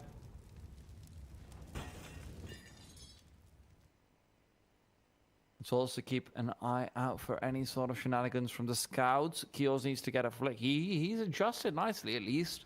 His crosshairs seems to be in the right place, and he does get the kill. So K going down is huge. However, it's all about Norbert now. He's dodged a lot of that damage. Do they realize where he is? They definitely do now, but it will not matter. Norbert comes in with 1, and he's got a teammate to help him out. Kyler, in his indecision, can't quite clean them up, and it seems like this is very much a game of back and forth rounds, as this one should have been thrown away. Oh, Bialy. Almost gets the headshot. He was famous for those once upon a time, the first bit of accuracy, but right now, almost gets it, but almost isn't good enough, and Mo will show him exactly why that's the case. Markosh, at this point, Markosh, listen, man, throw away the AWP, don't give it for free to the side. As I say that, it seems like he will do just that. Can they recover it in time? Yes, they can. Всем привет, друзья, подписчики мои, с вами Вадик, это уже 3-я карта. Друзья, пожалуйста, подписывайтесь на канал, ставьте лайк. Я же ради вас стримлю. Ну, пожалуйста, 17 человек, подпишитесь по-братски на канал. Добейте 110 сабов, пожалуйста, очень буду благодарен. Всем спасибо, не мешаю смотреть. Пока. AVEZ just need to scrape together 3 rounds to get to the victory, to get to 2-1, and that is what Syman did previously. We've seen them 2-1 AVEZ before, but will AVEZ replicate that in the opposite direction? Early control being established by AVEZ. They have pistols. They're trying to get up close because that is where the pistols favor them. Spamming away. Nealon is to fall. And there's a bit of a crossfire setup going on. Mo, Kiosk, and Norbert have all gotten a kill apiece. That brings it down. Oh. Never mind, actually. Yeah, there's That's still very much doable. 3. Very much doable from the terrorist side, but Kyla going down, and K next to 4. I combined the two of them because they're both in the grave. Norod, 1 versus 3. Can he clutch it out? He's got a good position, but he needs to speed things up, get that first kill. Unfortunately, there is an op on the other side, and with a flashbang to force him off the angle, it's just the pistol to finish him off. 8th round comes in from Syman. AVEZ is sweating, but they still have a few towels to dry themselves off for now. However, the second you hit that double-digit territory, that's where things get scary, and AVEZ could very well be overwhelmed. Let's not forget, like I said before, Syman's strongest side is overwhelmingly this side.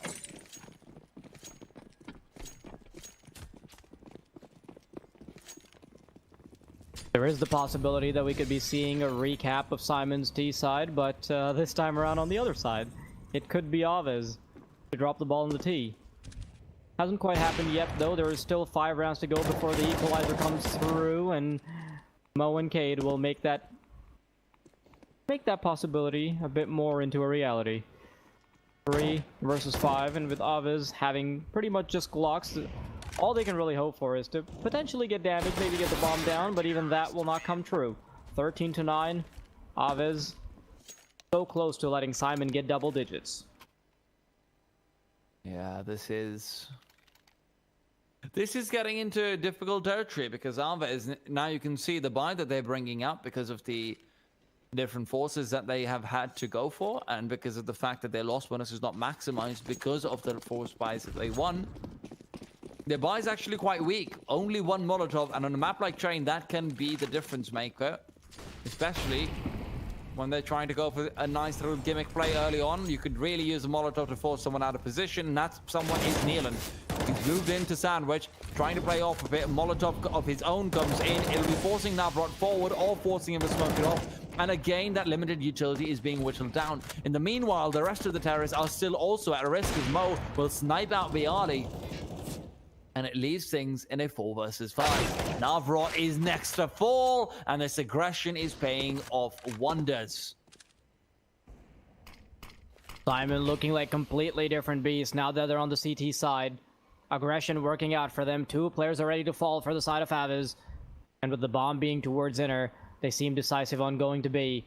Still a minute on the clock, though. Decisions can be made, but it really doesn't matter because of the numbers advantage that Syman have. They'll just be playing a bit of a 2-1-2 setup. Oh, actually, they're still having 1 player push towards Ivy so they can have the flank come through. Mo tossing that Molotov. It will be very important as it delays the push and allows the flank to come in through sooner. AVEZ, with this kind of attention around them, they're almost guaranteed to lose a round. They're about to walk right into it. Let's see if they can come out on top of these angles. Cade, first point of contact. He gets 1. He almost gets the second, but immediately gets traded out. The spray through the smoke comes in. Markosh barely hanging to his life by a thread. There it is, 2-on-4. Oh no, Markosh and K. With 15 seconds on the clock, they don't realize there's a Tech 9 that's about to spin through and potentially take them down. Markosh misses his first chance. The bomb will be planted at the very least. Economy is secured. But how long are you going to go after Economy? Syman is on 10 rounds and their own money is not looking too bad right now, Wild 80. Oh yeah, we talked about how rich AVEZ were when they were on the CT side, and look at Mo. He's the opper, and he just had $10,000 just now. He had to drop a gun though, so that means he'll be whittled down to 7K, but that's still a lot of bling bling to go around for an opper.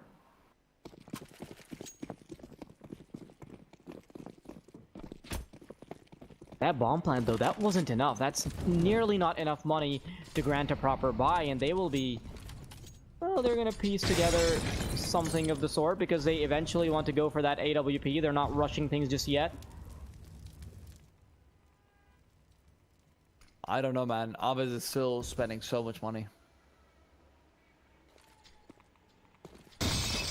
And my question is just, is this a team that is desperate or is this a team with a plan? And for now, it seems like the former. Navrot tagged down early on to 65 is not a good sign either. CTs are ready and waiting for a lot to come in, but Marcos is the one who's turned around at the wrong time. Cade to take him down, kneeling on the side. AK tapping away, distracting for Kios to come through with the delivery of that kill, which means Kyler is now suddenly a little bit lonelier as he's looking for more. Bialy chimes in with one before his own death comes through. Kyler's left in a 1v4, quickly turns into a 1v3. Norbert may be low, but at this point it's all about the pressure, it's all about the numbers, and it's all about the fact that Norbert just killed himself. How does that happen?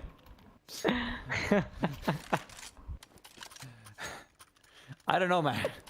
I don't know. It's okay. Are they really He got feeling the that kill. comfortable with the economy to the point that they can just throw away an entire kit? Maybe he slipped. You know? Yeah, That I think, office up there, it hasn't been cleaned in a while. yeah, I think we remember a player on the Syman side slipping a little too often on nukes as well. Broken legs, broken legs. Norbert. Then, oh, nice little angle on the nade. It actually goes a little bit more to the right than you would normally see it. Meanwhile, he has been Molotov'd off, and he's very worried about that. But rightfully so. He is taken down soon after Kyler to just come down and take him with him. So at least AVEZ have the man advantage initially, but can they deal with the fact that Brownholes is still completely under control of Cade, who's very patient, but also has the information of where these players are because of the utility that has been thrown and where it's been thrown from. However, let's not forget, that information can be misleading. Navrot, this time, smokes off towards the bottom of the ramp, but it still seems to be an A-site hit. Bombs at least postured in that way.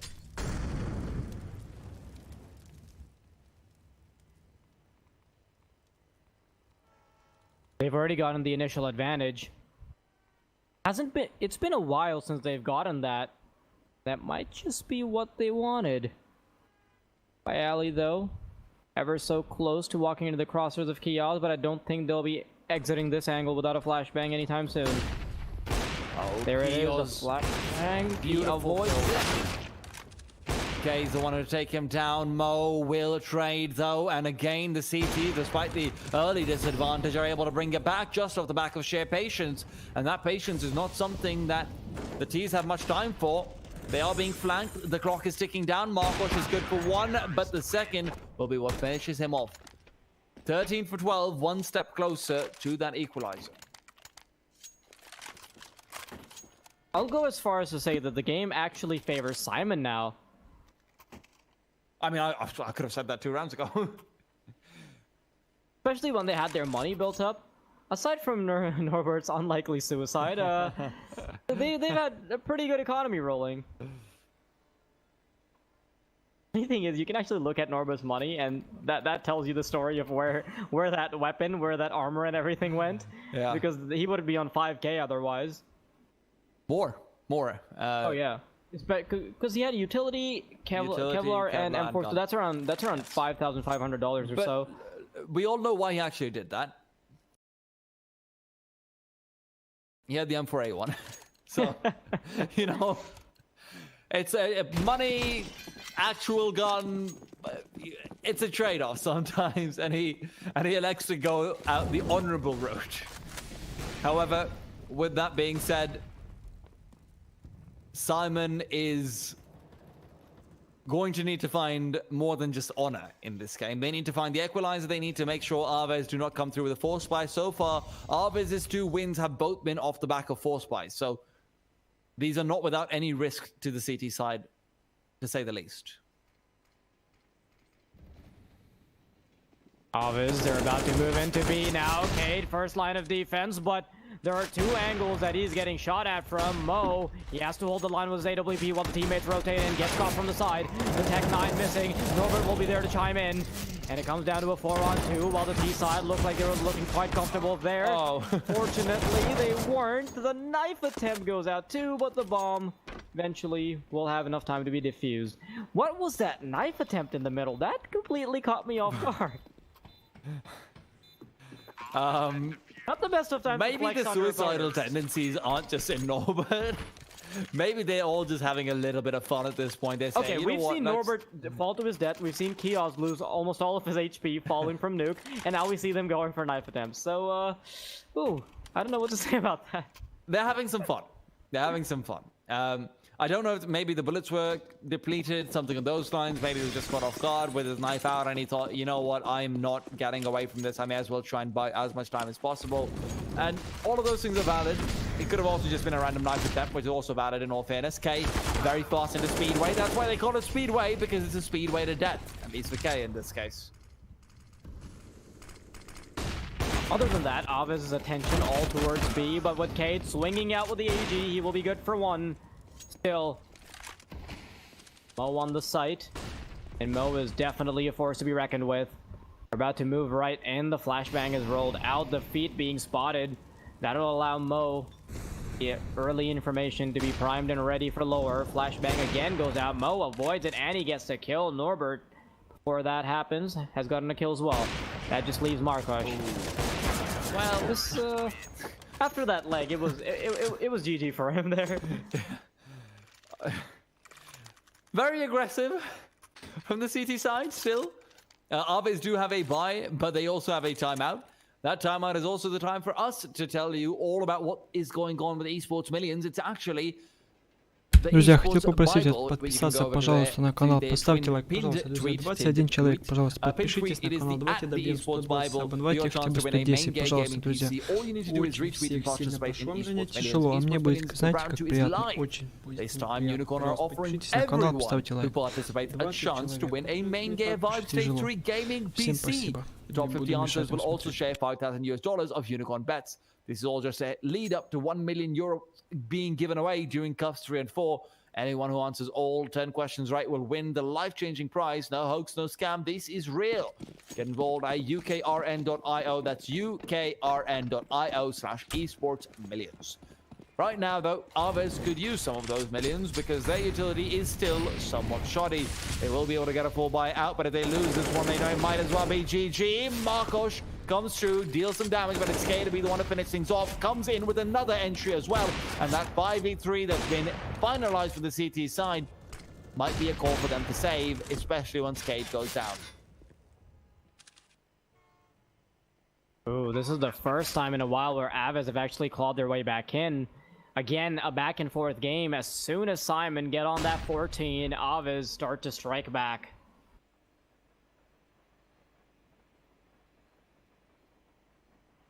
Two ups though. I'm actually a little surprised that they're saving this because... Look at Norbert's money. Oh, right. Norbert. And Cade I remember as you. For a second there, I thought that they had $5,000 across the board, and Mo and Kield were just sitting on 10K, but apparently I was wrong. I didn't look at their money all too closely, and that means I won't have an insight into their bank accounts. I mean, you have the insight, just didn't choose to read it. Yeah.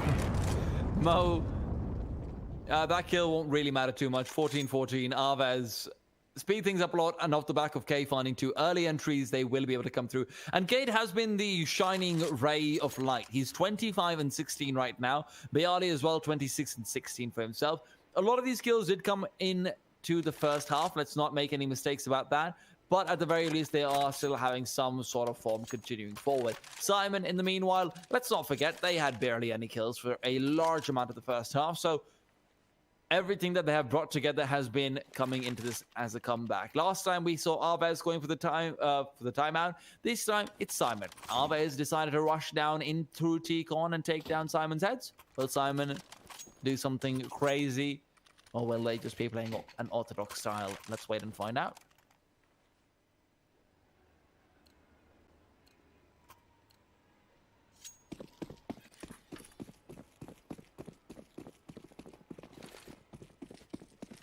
So hard to say here. The game is as close as it gets.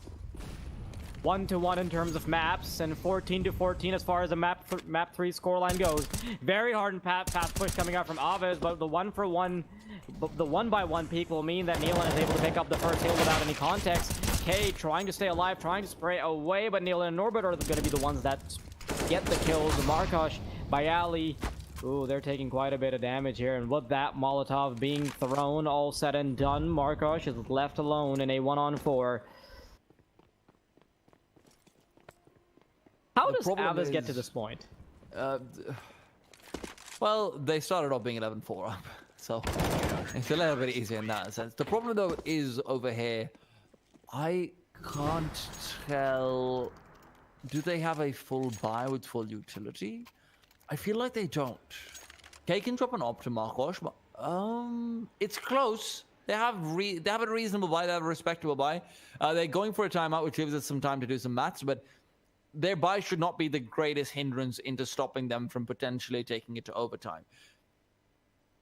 If there was any time to use a timeout, this would definitely be it, though. I'm not sure what their coach is saying to them, but I'm sure Bogdan has something interesting to add to the tally. AVEZ. Very lackluster T-side performance so far. They have only had 3 rounds, and they're hoping that they can at least make it 4. Should they go into overtime? Wait, did they take another timeout just now? Yes. Ooh, I think they need more time to talk. They're probably just going around pondering the options that they have, and while we do the math, you can also do the math, because you can potentially get 80 euros of bets from a 20 euro deposit on Unicorn.